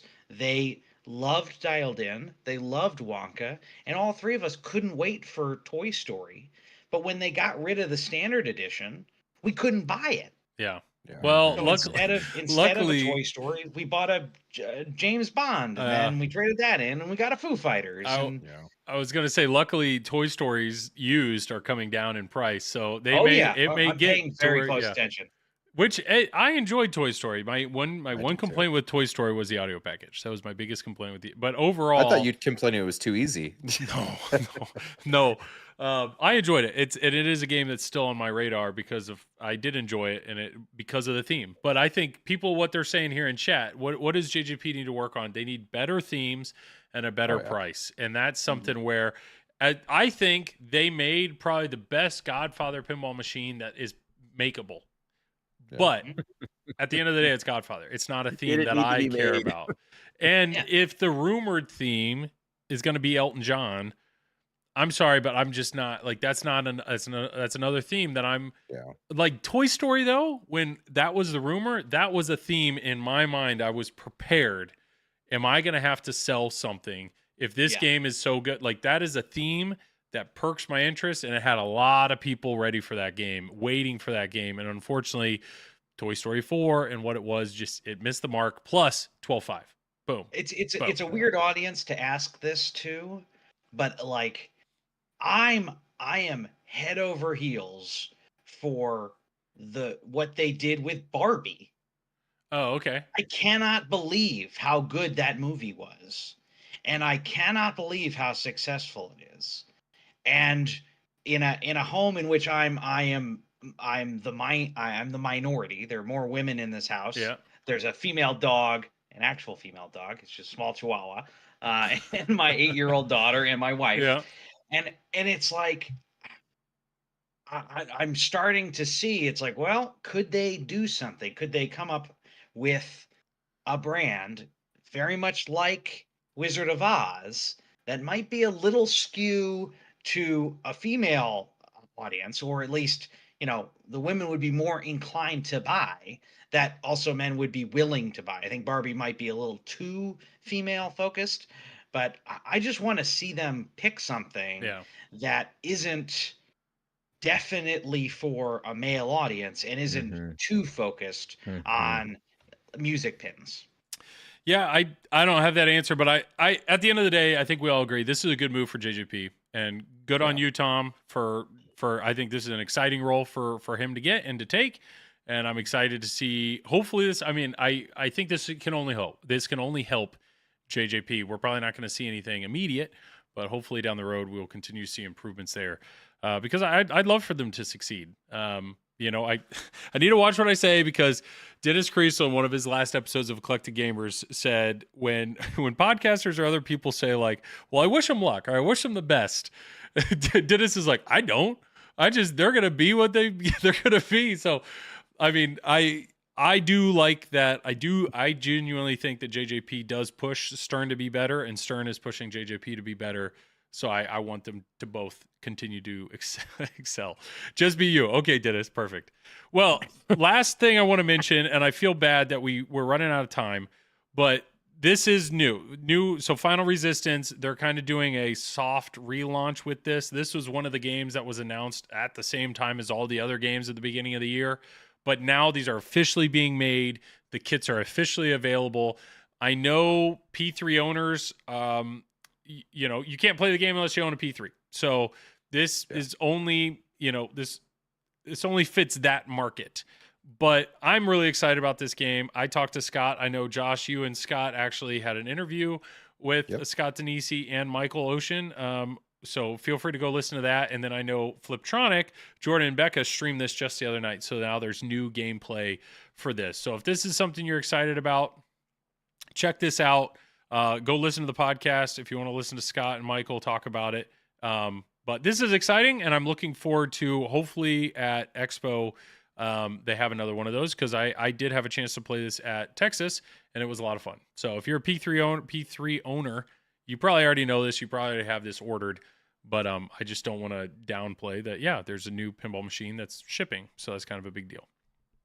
It was really cool that they actually specifically reached out to us, and it was cool to be kind of in, like, last week. They're like, okay, we're aiming to do kind of a schedule thing, and so we had recorded it last week, and it was I've never done a scheduled, like, hey, we're lining this all up. So it was pretty fun to be a part of that, and you it were was part cool of the media blitz. Yeah, is that the right way to look at it? Yep, it was pretty awesome. I felt honored that P3 and Scott Denisi would even think of us to be a part of that. So it was pretty cool. All right. Well, on to our game. So, Build-A-Bank. I'm taking that directly from the Eclectic Gamers podcast. I like that term. But we just wanted to have a fun game. We wanted to have a fun game to do tonight. So, let's play this game. Play along at home. Feel free to share your answers in chat. But this is a very simple game. I know there's a lot of words on screen right now, but focus with me here. All we did was, this is the premise, okay? So you have no pinball collection, none. So that removes any emotional attachment that you have to any of your games. Like, oh, I built this from scratch with my son. No, gone. You have none. You have no pinball collection. You're starting over. You're getting 5 games. So this is 5 games. All I did was I went to Pinside 2 days ago, and I took numbers 1 through 20. You can see that's on the left. Then I did numbers 21 to 40, then 41 to 60, 61 to 80, and 81 to 100. That is how you're picking your 5. So you have to pick. So we'll start on the left here. This is you picking your game. You can pick one. You can pick one game from each column. So one game in the top 20, then one game in 20 to 40, one game in 40 to 60, so on and so on. So that is what we're working on. Yes. Sorry, Pin Monk. Every word spent explaining this is making it 2% less interesting. Sorry. Okay. So now that that's all explained, let's dive in. Where do you guys want to start? You guys want to start at the low end, or you guys want to start at the high end? Or do you? I say we start at the high end, because I think the high end is going to be pretty. All right. Pretty obvious. Maybe I'm wrong. Let's do it, Josh. You're going to go first then. So for the audio listeners, real quick, top 20 games: Godzilla, Medieval Madness, Jurassic Park Stern, Foo Fighters, Attack from Mars, Deadpool, Iron Maiden, Elvira's House of Horrors, Star Trek, Cactus Canyon, Monster Bash, Lord of the Rings, Twilight Zone, Metallica, The Big Lebowski, Pirates of the Caribbean, JJP's version, Rush, Avengers Infinity Quest, Indiana Jones, Stranger Things. Boom. Which one of those 20 games are you going with? Josh, go first. Godzilla. Who would have guessed? I know. Shocker. Craig. Yeah, it's the number one game for a reason, and so yeah, Godzilla. I mean, it's the boring answer, Yep. but it's the truth. Well, like it's a great game. Steven does not own a Godzilla, so I'm curious to see what his answer is here. It's Deadpool. Okay. Do you have a Deadpool? I have owned one. Quick shout out: Flipping Out Pinball has them in stock right now. Deadpool Pros. If you need a Deadpool Pro, I saw that Facebook message. yes, reach out to Zach at Flipping Out. He has my money for my Venom Pro. So So I'm seeing in chat we got a Jurassic Park. Pinmonk thinks Jurassic Park's better than Godzilla. mhm. So Deadpool. That's not a bad. That's not a bad choice. So basically, I love Godzilla. It's a great game. I love Jurassic Park. Great game. I've owned a couple of these in the mix. Deadpool is, uh, I think, has the most fun callouts. Has the most interesting soundtrack. Has some of the best shots. The magic of hitting the katana ramp shot is is so great. The schnick shot to get the multiplier is incredible. The call outs from Nolan North. He's actually one of my favorite voice actors in the industry, in video games and otherwise. And Deadpool as a character, being able to understand that when you get into a mode or you're getting into a battle, Yep. it looks like a 16-bit fight from Mortal Kombat or Street Fighter. It hits all the boxes. I love the artwork from Zombie Yeti. I like the color scheme. Yeah, there just isn't anything wrong with it for me. I don't think, I think I would beat it before I would ever beat Godzilla or ever beat Jurassic Park or anything like that. But I never got tired of it. The only reason it left the house was because my daughter was 3.5 and she was scared of it. So I had to, she walked down, saw the shark, and was like, oh my gosh, I don't want to go in the basement anymore. And that was heart wrenching to have that leave the house. But, you do things you have to do for your family. kids. Yeah. Steven, did you also message us, because it says Hell House on it? Weren't you concerned about that as well for your There family? was, yeah. I mean, my wife is grew up Mennonite. We're Brethren family. We're a Christian family. So having it say Hell House, having it read Hell House on the playfield, having it appear on screen, not great. But I mean, if it's my list and that's it's just tops. So I get you. Yeah. And it's the same with our house as well. Like, I get where you're coming from. Carrie Hardy, what are we what the cluster is going on right now? It's my Excel, okay? I tried to make it as pretty as possible. All right. I tried to make this just play along with the game, man. Play along. Pick one from each category. All right. I can't explain it anymore. Pinmonk's gonna be pissed. So 1 to 20, yes, I'm gonna pick Godzilla. Pinmonk did have a very good originally Deadpool was supposed to have 2 more battles, and I think if those 2 more battles were there and gave me a little more to play with, or if there was a chance that once you battle the first 3 characters you don't have to battle them again, that was my only thing. I think it's incredible what it is, but when you compare the depth and varieties to some of the other Stern games that have come out, it makes the game feel a little more shallow. So that's my only thing, but it's freaking awesome. So real quick, Craig and Josh, if you weren't gonna pick Godzilla, what are you taking out of this list? I can go first. I will tell you, I'm gonna be lame. I'm going number 2, but I'm going Medieval Madness. I just, that is the one game that my non-pinball friends, they talk about. Like, there's something about that game that people remember when they play it, and that's a game that they all want me to get, and I enjoy it. I think, yes, in the long run, I do think Attack from Mars is probably the better game to Medieval Madness, but I just think if I'm going to build a 5-game collection, and to be honest, I know I love Cactus Canyon, but I still think Medieval Madness is the top of that. So that would be the game that I would pick if I can't pick Godzilla. Same here. Same? I'm going, yeah. What about you, Craig? I'm gonna go maybe for a music pin there and go for Rush. I was gonna, as a joke, start typing Rush, but that's hilarious. Yeah. I don't think it's as great. I don't think the layout. It was either between that or Stranger Things, and I think at the end of the day, Stranger Things is probably a better layout overall. But I like the Rush theme better.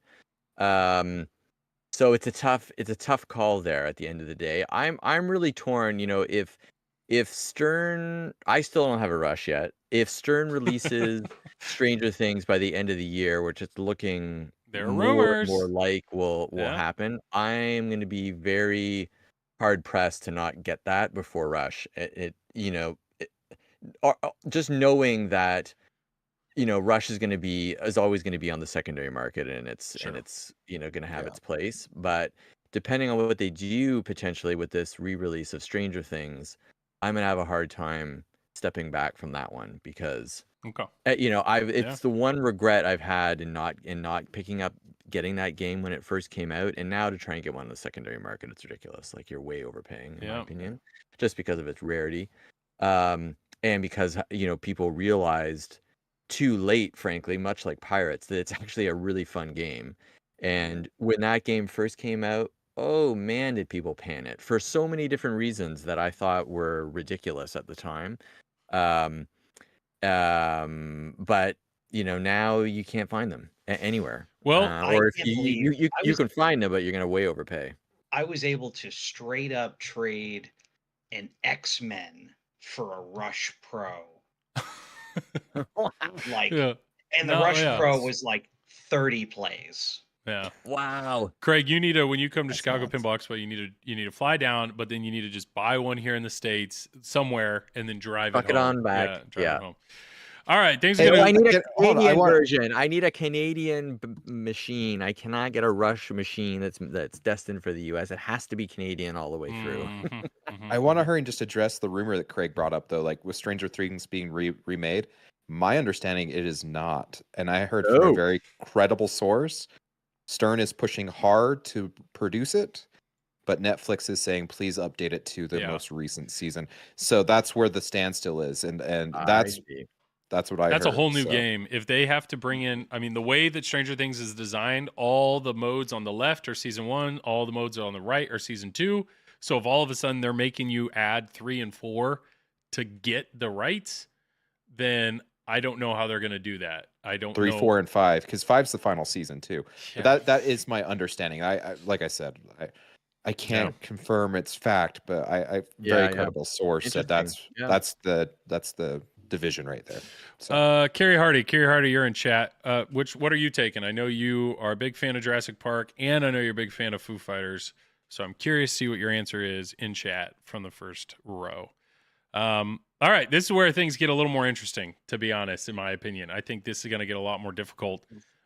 Josh, you went first last time. So, Okay. Craig, for the audio listeners, this is 21 through 40. Willy Wonka and the Chocolate Factory, The Addams Family, Guns N' Roses, Batman 66, AC/DC, Star Trek The Next Generation, Tales of the Arabian Night, James Bond, that surprises me, Alien, no offense, James Bond, I'm just... Anyways, Rick and Morty, Weird Al, Scared Stiff, Theater of Magic, Spider-Man, Turtles, Ninja Turtles, that's Stern version, Simpsons Pinball Party, Ghostbusters, Dialed In, Tron, Wizard of Oz. Carrie, Medieval Madness. Okay, all right. I don't blame him. I don't blame him. It's a great pick. It's a great pick. All right, so Craig Bobby. It's a tough one. It is really tough. Yeah, picks 20 through 40. What are you thinking here?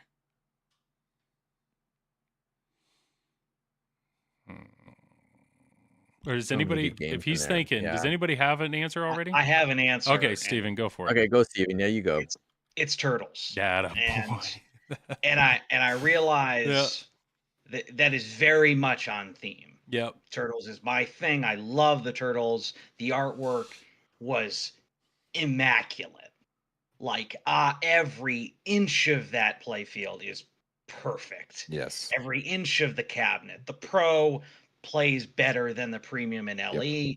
I had a Pro, put 1,500 plays on it, got a Premium because I was like, this is never going, and then traded back to a Pro, and I've got a Pro now. It's modded to hell. It's powder coated, and I love it. It's mean. I can't do anything on it. My games are like a minute and a half long, and that's why I want it. Of my list, I need a game that kicks my butt and is what it is. So I love the game. It's mean as heck, and it needs to be one of the 5. It's funny that you say that because it's like I was thinking it was going to be unpopular opinion, right? Like Turtles is my selection as well, and the reason being is I really enjoy the game. I think the code's really good. My only downfall with the code is that stupid triple mondo jackpot during a multi-ball. Like that's dang near impossible. I got to the end of the game like Yeah. consistently there Yep. at the end of owning it, but I could. To get Okay, to Cowabunga. I had Colin McAlpine, a top 20 player at my house, playing that game, and he's like, "What do you want me to do?" And I said, "I want you to go for Cowabunga. I want to see it." And the problem is like this was before they'd put in the neutrino pizza party. Yep. You had to go for Mondo Jackpot, triple Mondo Jackpot, regardless. There was no way around it. And if you missed the triple Mondo, you had to like relight it, and then if you drained out of that at the multi-ball, you would have to go up to the mini wizard mode and go past it to get the ability to go back into that multi-ball. So it was a really, really annoying fact. But other than that, like hands down, like there was some other bugs. There's some bugginess to that code, don't get me wrong. But I love that game. Theme's perfect. Artwork is amazing. It's Jeremy Packard's best package, in my opinion. And it just overall, it's a kick butt game. If you're going with a Godzilla, like I am on this list, you have to counterbalance that with a harder game. And I feel like Turtles gives you that. And Half Shell Challenge, Yes. one of the So best great. add-ons So freaking in great. any game, Yeah. code-wise, is awesome. All right, Craig. I'm not seeing anything on here that's obviously Canadian. So I think the handcuffs are off. You can pick You whatever could go game with you Theater want. of Magic because J-pop is Canadian. So Okay. I'm gonna go with what I think one of the better theme integrated games that Stern has done over the years, which is the Batman James 66. Bond. What? Oh, premium. oh.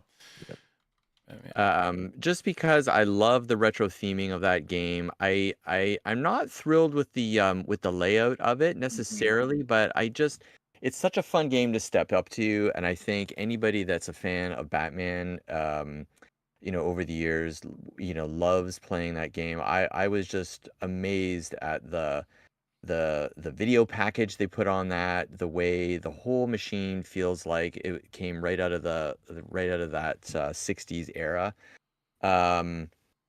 And I just think it's a fantastic, and you get a topper on top of that. If you could find that LE topper and put it on, it looks fantastic as well. So yeah, I'd go for Batman at the end of the day. I was really torn between maybe a Willy Wonka and for similar reasons, because I do think it was one of Lawler's better games that he's done as well. But at the end of the day, I think Batman won out just based on theming. Yeah. I've made a few cracks at James Bond. To be honest, the code in James Bond is continuing to get better. So I was surprised. I mean, this game out of the gate hasn't been great. So you to can see it's a turd. But to see a game that hasn't been great be in the top 30, that surprised me, and I'm glad to see it is. I mean, it's probably going to go up. I would assume. I don't know. I was assuming. Well, I don't think it's going to go up. You think it's going to go? I mean, it's getting better, but I don't know. Anyways, it's getting better, but there's just not as many votes because I don't think as many people have played it. Yeah. It's a good player. I've owned it, so it's a great layout. It's fun to play. The code was not something that was very enjoyable.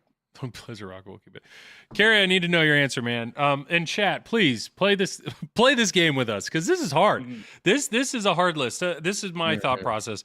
Willy Wonka, no. Adam's Family, no. Guns N' Roses, no. Batman The 66, Pleasure Rocket makes it a hard maybe. list. Batman 66. But when I've shot Batman 66, there wasn't anything. It didn't just immediately grab me. Batman 66, AC/DC, no. Star Trek, no. Tales of Arabian Night shoots great, but I know it's kind of shallow. James Bond, no. Alien, I don't like the way it shoots. Rick and Morty's tempting, but that's a brutal game. To be honest, I am between Turtles, Simpsons, and Ghostbusters. That's the three that I'm between. Just do it. And to be honest, I'm probably between Ghostbusters. I haven't owned, so I don't know how much I love it. I just know it kicks my butt when I play it in person. So I'm really between Simpsons and Turtles. And I think I'm going Turtles. I can't believe that 3 people in this group went Turtles. I genuinely cannot believe that. There you go.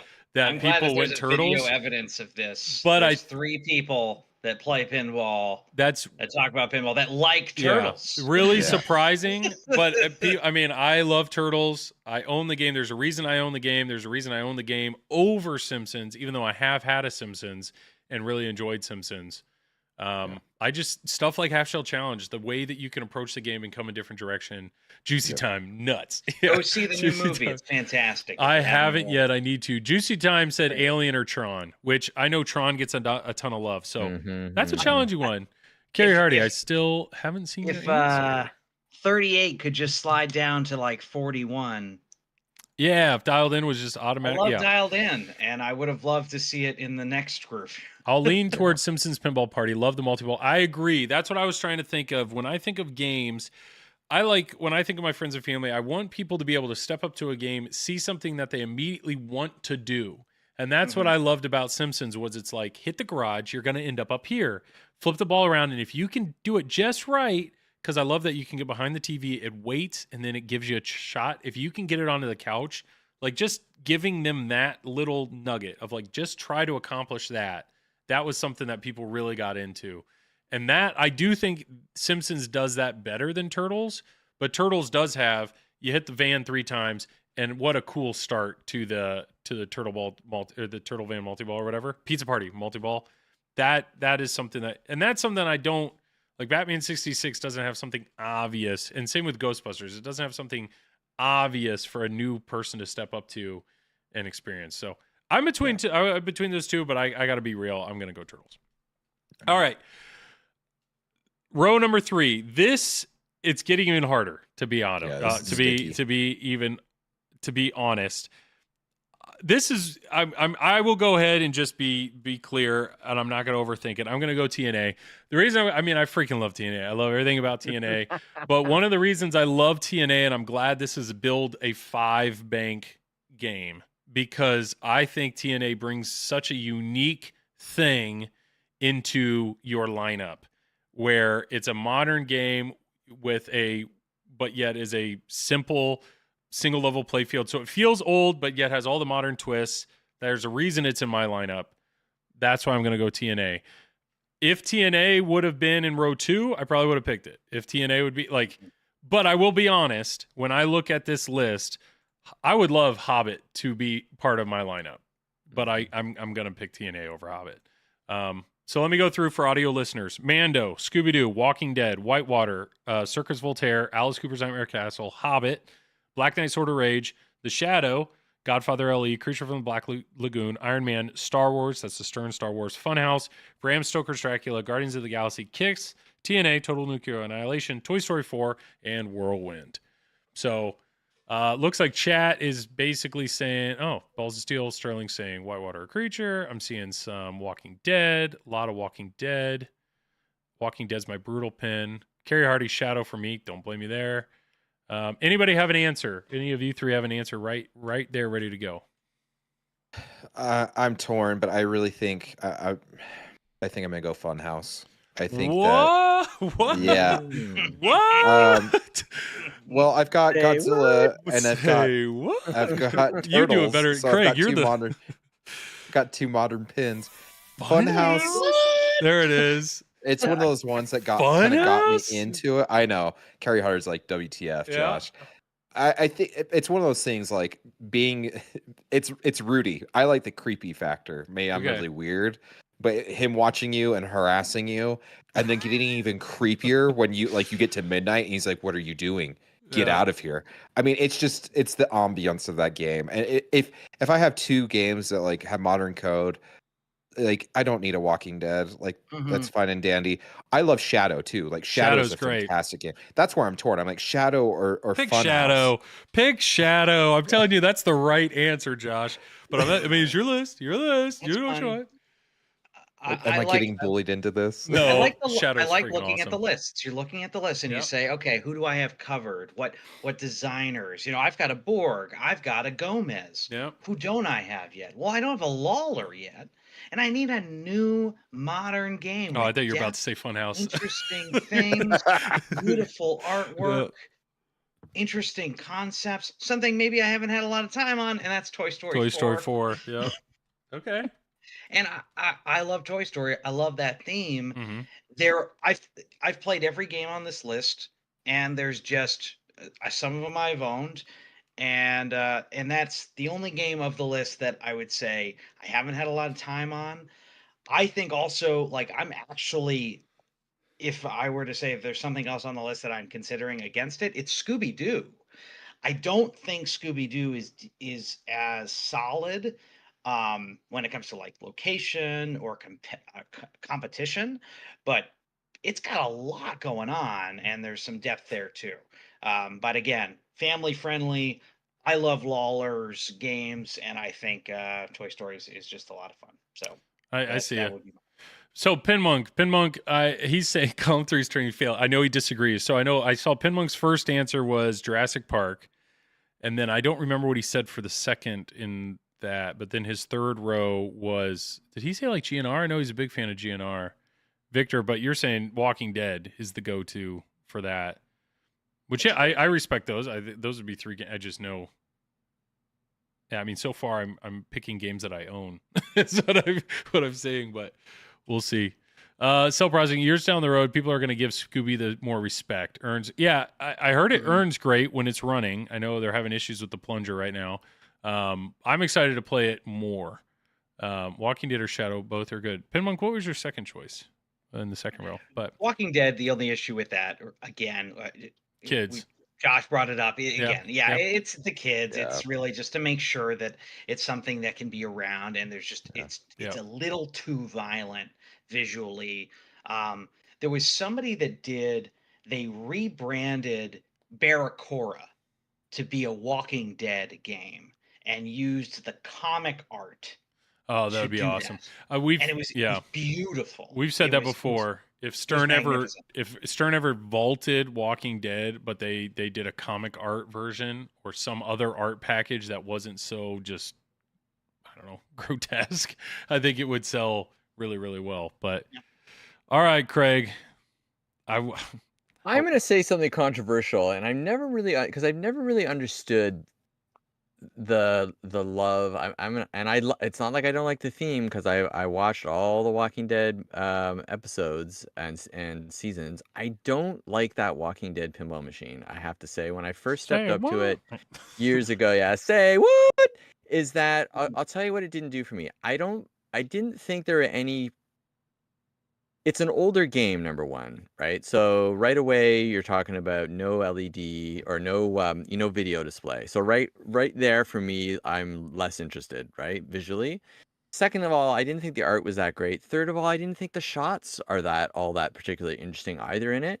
I think the only thing that pulls that game along, from everything I've heard, again, because I haven't spent a ton of time on it, is the code. Yeah, If it it is. wasn't, I mean, you could say that about any game, I guess, because code is so important. But that was probably the game where everybody maybe woke up to the fact that the code was, made that game. And Lyman, as he did with all, like, so many of his games, made either average games or above average games great. And I think Walking Dead is probably the biggest beneficiary of that, because of the time it was made, and also just, in my opinion, just the general layout and design of it.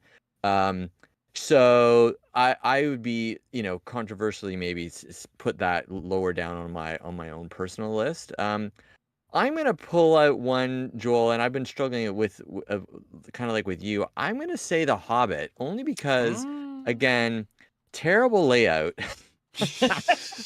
but theming for me is much better on this game, and the video assets on this game are incredible. I wanted this game as my first game out of the gate, but when I first started playing it, the wide body, and I started comparing it against Stearns, the wide body, the floaty wide body design really didn't do it for me at the end of the day. But if I had other games in my lineup, from the previous two lists, I'm going to say there's room there in a lineup for a game like The Hobbit, where you can enjoy, I just think, the sheer theatrics of the game itself that the video brings into it. And if I had, I think, to have one JJP game, that might be the one. Okay. Yeah. Well, good I'm answer. sorry, guys. I think I changed my mind. I really do have to go with the Shadow. Sorry. We got Shadow's where it's we at. fixed Son of a god. No, I don't blame you. I agree. I think you should take into account the games you've picked. So I think to go with an older game, I don't blame you for going. I mean, Funhouse is a fun game, but yeah, Shadow is more fun. Funhouse is too But, easy, yeah. in my opinion. That I think that's really what it comes down to. I don't know how many times you've looped that game, but I know I've looped it 3 times in one game. So, yeah. Anywho, I have not owned it, but my wife is texting me. It sounds like apparently all the light switches or all the outlets in our bedroom aren't working. So I'll have to fix that after the stream. Okay, so row four. 3 balls in 1 hour. Yeah, it's Hobbit can be a long playing game, but I do miss Yeah. it. Genuinely, it was a game I owned, and I do miss it. But I understand maybe I just need to have like one really good game on it, and there's not play it again for a month. I don't know. there's a game too that could have benefited from a guy like Tom Capera, right? Who could Yeah. have taken the mechs in that game, Mm. and at a time when they couldn't pull it together, and I know they had bigger ideas for that game, and they had to default to the split ramp, and it's pretty pedestrian in comparison with a game like, say, a Godzilla that's so mech and design heavy. And I agree with you, Josh. Really, I think cutting edge in the world of pinball these days, that Godzilla is pushing the limits of mechanical design. And it's almost the exact opposite with the Hobbits. yeah. And Tom could have, I bet Tom, if he had got his hands on that back in the day, could have really turned that thing around. Ooh, wouldn't it be great if they re-released it with some new mechs and stuff in it? Yeah, I agree. One of those 2 companies should do Lord of the Rings, or heck, that You're new right. Lord of the Rings series on Amazon is good. Yeah. Very good. Go Yep. for it. All right, row four. Let's do it. This this is easy. Okay. Piece Go of ahead. cake. Go ahead, Josh. Go for it, Do Josh. you want to give our audio listeners the list really quick? Oh yeah. Okay. Halloween, Getaway, High Speed 2, Heist, Congo, Aerosmith, Alien, Highway Pinball. What didn't we already see? Alien. It's the Highway Pinball The one. Highway, first. yeah. From Pinball Pinball Brothers. World Cup Soccer, Centaur, Led Zeppelin, Fishtails, Big Bang Bar, Fathom, Game of Thrones, Revenge from Mars, X-Men, No Good Gophers, Elvira and the Party Monsters, Judge Dredd, Guns N' Roses, the Data East version, and Indianapolis 500. Josh, your answer is World Cup Soccer. Yep, World Cup Soccer. Yeah. Like, it's definitely, that's my first. Yep. Dude, World Cup Soccer is It's great. one of the best games, and like it for it not being a mode-based game, it is insanely fun to play. And I think a very underrated game is Revenge from Mars. I don't know if it's because Attack from Mars is so great, but those of you that haven't played Revenge from Mars, get some time on it. The wizard mode is insanely cool. Yeah. Like, there's extra buttons on those Pinball 2000s, and you can rotate the screen so you can shoot stuff with the pinball, and it rotates it on the playfield. And it just, there's some really cool concepts in it. But yeah, overall, World Cup Soccer, J-Pop's name might be on it, but I've always considered this. Now my mind's going blank. It's J-pop. not Magic J-Pop. No, the other designer that was on it that now is totally blanking my name, or blanking because he hasn't been in since he got let go. And Was it Trudeau? Is that who you think? Is no, not him, I'm not is it? thinking Trudeau. He's the godfather of modern code. Like, I'm pulling up his Godfather quick- of modern code. Lyman. Yep. Kirk. No. Nope. This man taught Lyman how to So code. who and- coded chat? Who coded this game? Who coded World Cup Soccer? Robot Abraham Lincoln. That's it. There it is. No, Larry DeMar. Larry Larry. DeMar. He was part of the game design. He was part of the software. I mean, Larry DeMar is truly the godfather of modern code. He's who brought Pat Lawler in. He's the one that helped push his innovation. I mean, we don't give Larry DeMar enough credit for what he's done. So yeah. Chat is so helpful. I've seen it in it hasn't popped up on the screen yet. Anyways, I see it. thank you, Josh. You're welcome. Craig, do you have an answer? You're still thinking, or Steven, do you have an answer? Greg, you got one, or you? I've got Well, one. I'm gonna say Congo, and I hadn't had a lot of time on it until last year, and I was super surprised with that game, how fun it was and how addicting it was. I thought it shot really well, and there was tons of really interesting, um, mechs and ramps and stuff in the game. And for an older title, I didn't think it got too wood choppy either. I thought the DMD effects were really good too. So I love Congo as just sort of that anyone can step up to it and have a good time. I love the gorilla in the bottom that you're flipping when the ball goes down there and banging around. That's always a fun a fan favorite when people step up to that game for the first time and they get down there. So I'm gonna pick that game as just a solid fun vintage Bally game. I don't blame you. It's a great game. It shoots well, and I'm trying to look at your list. Your Was it games. Bally or was it Williams? I can't remember who did that one. Oh, who does it? For which one? Sorry, Williams. Congo. Or Congo. it was Bally. Was No. it Bally? Okay. It was Williams. It was Williams. Sorry. It was Williams. Okay. Yeah. All right, Steve. All right, so this list in this section is definitely sports heavy with Yeah. Indianapolis 500, No Good Gophers, Fishtails, World Cup Soccer, The Getaway High Speed. It tells me that I need to be picking my sports fix for this list in this section. And I will say that Josh has it right.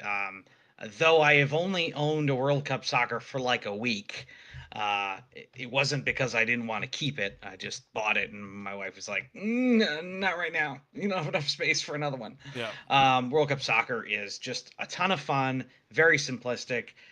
It does bring in another, again, completely underrated, but this era call outs from Tim Kitzrow. Tim Kitzer. Yep. Kitzrow, he's your NBA Jam guy. Yep. Yep. He's so much fun to listen to.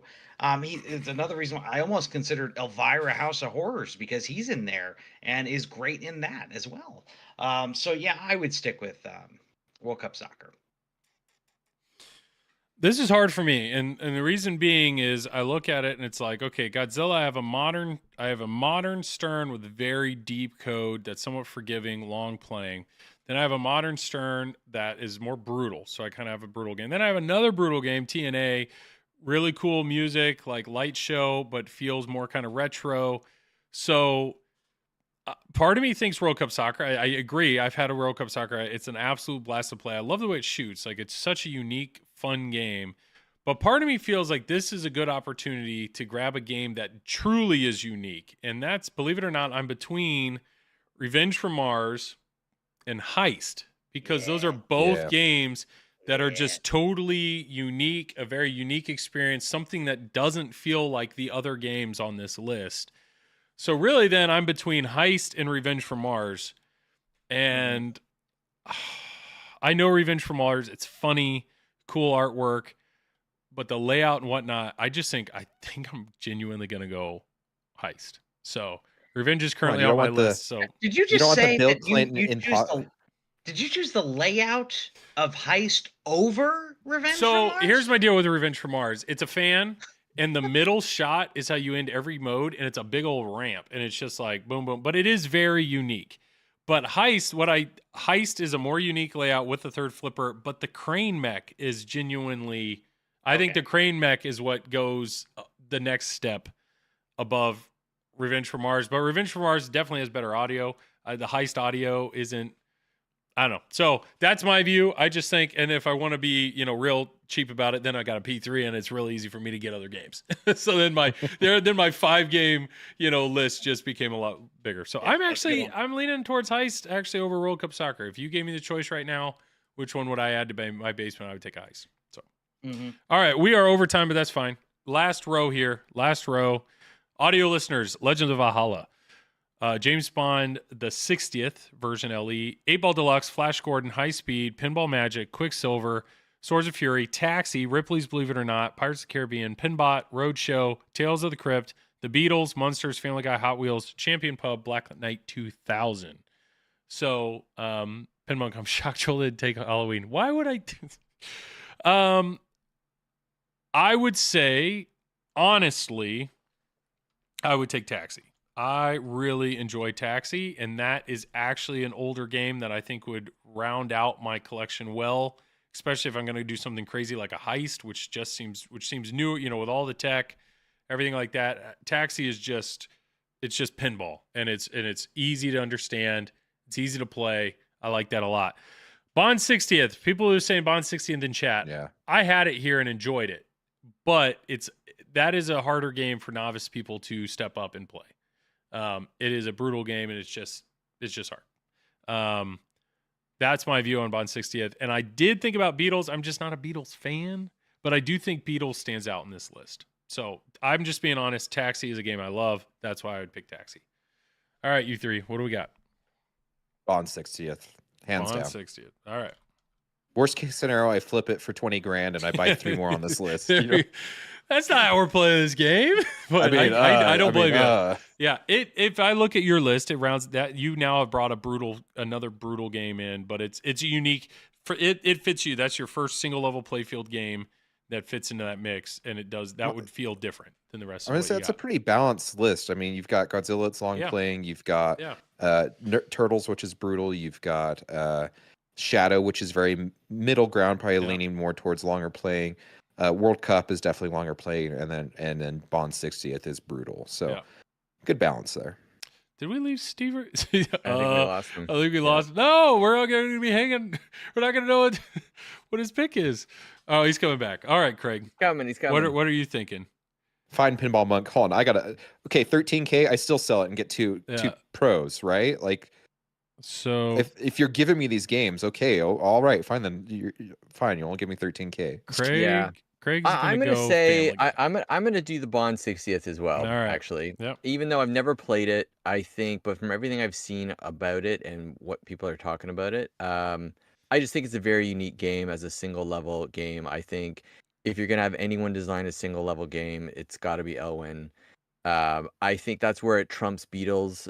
I love the retro theming of Beatles, but I don't like the songs ultimately they chose for that game, and I think it gets old quickly from the amount of time I spent on it. So I'm just gonna say Bond 60th just because I do think it is such a unique layout, and it's not one that you're gonna get bored of quickly. I don't think at the end of the day. And it actually counters Hobbit very well. Exactly. Yeah. All right. Steven's here. All right. What are we thinking for your last row? Oh my gosh. Sorry about that. You're fine. Discord got mad at me. So I'm in the same boat on both. I want to get that older game in here. I want to make sure I get a classic. I like the idea of something simple like Champion Pub, where you're kind of just beating up on opponents. Yeah. The shots of that seem fun. I do like the idea of the value that you get out of the 007 60th anniversary or 60th. Yeah, but I haven't played it. I haven't touched it. In Elwin, I trust, but I literally have never touched it. So it's hard to say absolutely yes to that. I would have to say that I would go Beatles here. Okay. Because I know Sea Witch, I know Beatles, I know that layout. It gives you that classic experience and feel without necessarily feeling too old. And with what everyone has done with modern modding, if you don't like the songs, well, you can find a way to put some different ones in there. Yep. And I think that's one of the most perfect jukebox games. Like, it's a fun layout. It's a fun play field. So if you want to throw your own mix in there, you probably could. And it'd be enjoyable. Yeah, I don't blame you at all. I don't blame you at all. Yeah. Last random question I have is, would you rather take your list of 5 games, or you have all 4 of CGC's games LE? would you rather take your list of 5 games or all 4 of the CGC games as an LE? Because all 4, look at that, all 4 CGC games, number 2, number 6, Cactus Canyon, number 11, number 12. Do you want your list or do you want all 4? I'm happy with my list. Yep. Carrie said his list. Craig? I think my list too. Yep. Yeah.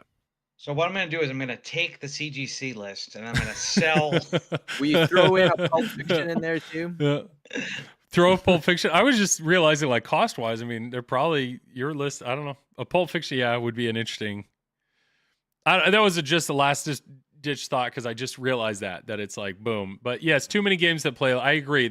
I think the CGC games are fantastic. But if that's the only thing you have, you have 4 amazing, whatever 90s era Bally Williams games, and you're missing out on the craziness that's some of the modern and some of the older. So I agree. I like the variety of our list. But so those are our final lists. So way more TMNT love than I was expecting. And but really the only list 3 was the only one where we didn't have 2 people guess the same game. So that was fun. Yeah.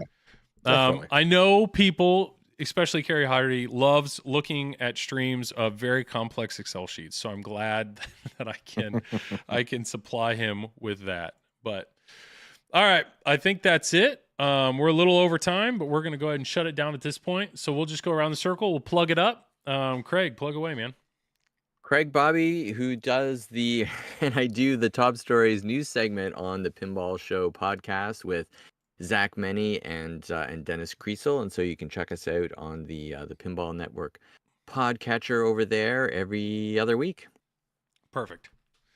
Thanks, Joel. Oh, absolutely. Glad you're here. Steven, thank you for being here, man. Go for it. Hey, thanks. I'm Steven Haberman. I go by Habermania. I'm on Twitch, but I don't stream much. You can find me on YouTube as Steven Haberman. A buddy of mine asked me to talk about all the games that I have gone through. I'm on my 60th game since 2016. So I'm just talking about why I go through so many games so quickly. And if you're in the greater Philadelphia area, hopefully I get to meet you soon. I'll be at that York show, which is in mid-September. And if I don't see you then, I'll see you at PinFest in Allentown next May. Very cool. Well, thank you so much for being on here. Appreciate it. Oh, sure. I'm glad you were able to get your GNR game done. I don't mean that as a dig. Like, no, I'm glad you had a good GNR game. And I'm sorry for the disrespect of showing up late. I totally never show up late, and I very much apologize for that. Especially you, Craig. Your Canadian kindness is felt across the audience here, and I to have belittled you in such a way, so disrespectful. So 1,000 apologies and several maple sugar candies should be sent your way. No, that's awesome. Thank you so much for being here. And Josh, go for it. I'm Josh Roop with Loser Kid Pinball Podcast. You can check us out at Loser Kid Pinball on all the socials. We are streaming on YouTube now, and we put our content on there as well. You can check out, we had the legendary Carrie Hardy on just 2 episodes ago. It was an honor to have him. He told us when we reached out to him, he's like, it must be a slow news week if you're asking me on. No, dude, like, Carrie Hardy's legit. She's pretty awesome. We just had Scott Denisi and Michael Ocean of P3 Multimorphic on this last episode, and Tim Kitzrow. Like, you guys are bringing him up tonight. He's a very legendary voice actor. You can check him out on our episode 100. We've had so many cool guests over the years. Also, one extra thing I want to plug too. I got new hats in. Yeah. And so we got a snapback style. If you like the snapback, if you want to check them out, we have the old style and the new style. You can't get the black, white, red combo of our original. They stopped making those a year or 2 ago. But if you want anything else, we can get a hold of that hat right now. If you want to check that out, you can check it out, like I said, on any of our socials on Pinside. Just look for that Loser Kid, at Loser Kid on the socials, and Loser Kid Pinball Podcast on the forum. Or you can just reach out to me at loserkidpinballpodcast@gmail.com. Perfect. So. Yeah. Thank you so much. Thank you so much for I love the podcast, obviously, and thanks for being here. And yeah, Anytime. and my name is Joel. I do this stream every Wednesday on the Flipping Out YouTube channel. If you're watching this afterwards, please like, thumbs up, make a comment, tell us, we picked the wrong games, whatever you want. I try to read every comment and respond when I can. But yeah, appreciate all the people that watch it afterwards. Thank you for everybody that was here live, all the super chats, and the people that have joined the channel and support us there. Really appreciate that. Listen to Triple Drain. Hopefully we have a chance to record sometime soon. And yeah, this is fun. Always have fun. Next week, I don't know. If there's news, we might do another chatting stream. Otherwise, we'll have another gameplay stream. If you notice, Spider-Man is gone. A local collector, Derek, shout out to Derek, bought it. So Spider-Man is gone. So if we are doing a gameplay stream, pretty sure we'll be playing one of these. So yeah, should be a good time. Hey, everybody have a great night. And if you need anything, yeah, Zach and Nicole Flipping Out. I think they got pretty much all modern Sterns in stock. They have Deadpool Pros that are coming. If you need any of those, Godzilla Premiums. Godzilla Premium, they have one of those in stock. I mean, really, if you need a pinball machine, everything but Rush. Sorry, Craig. Yeah, everything but. I was just on last week. I'm like, I wonder if Zach's got a Rush. He doesn't. He had one for a while. I used one, but it's gone again. So. Sorry, man. All right, everybody have a great night. We'll see you guys again next week. Bye. Thanks.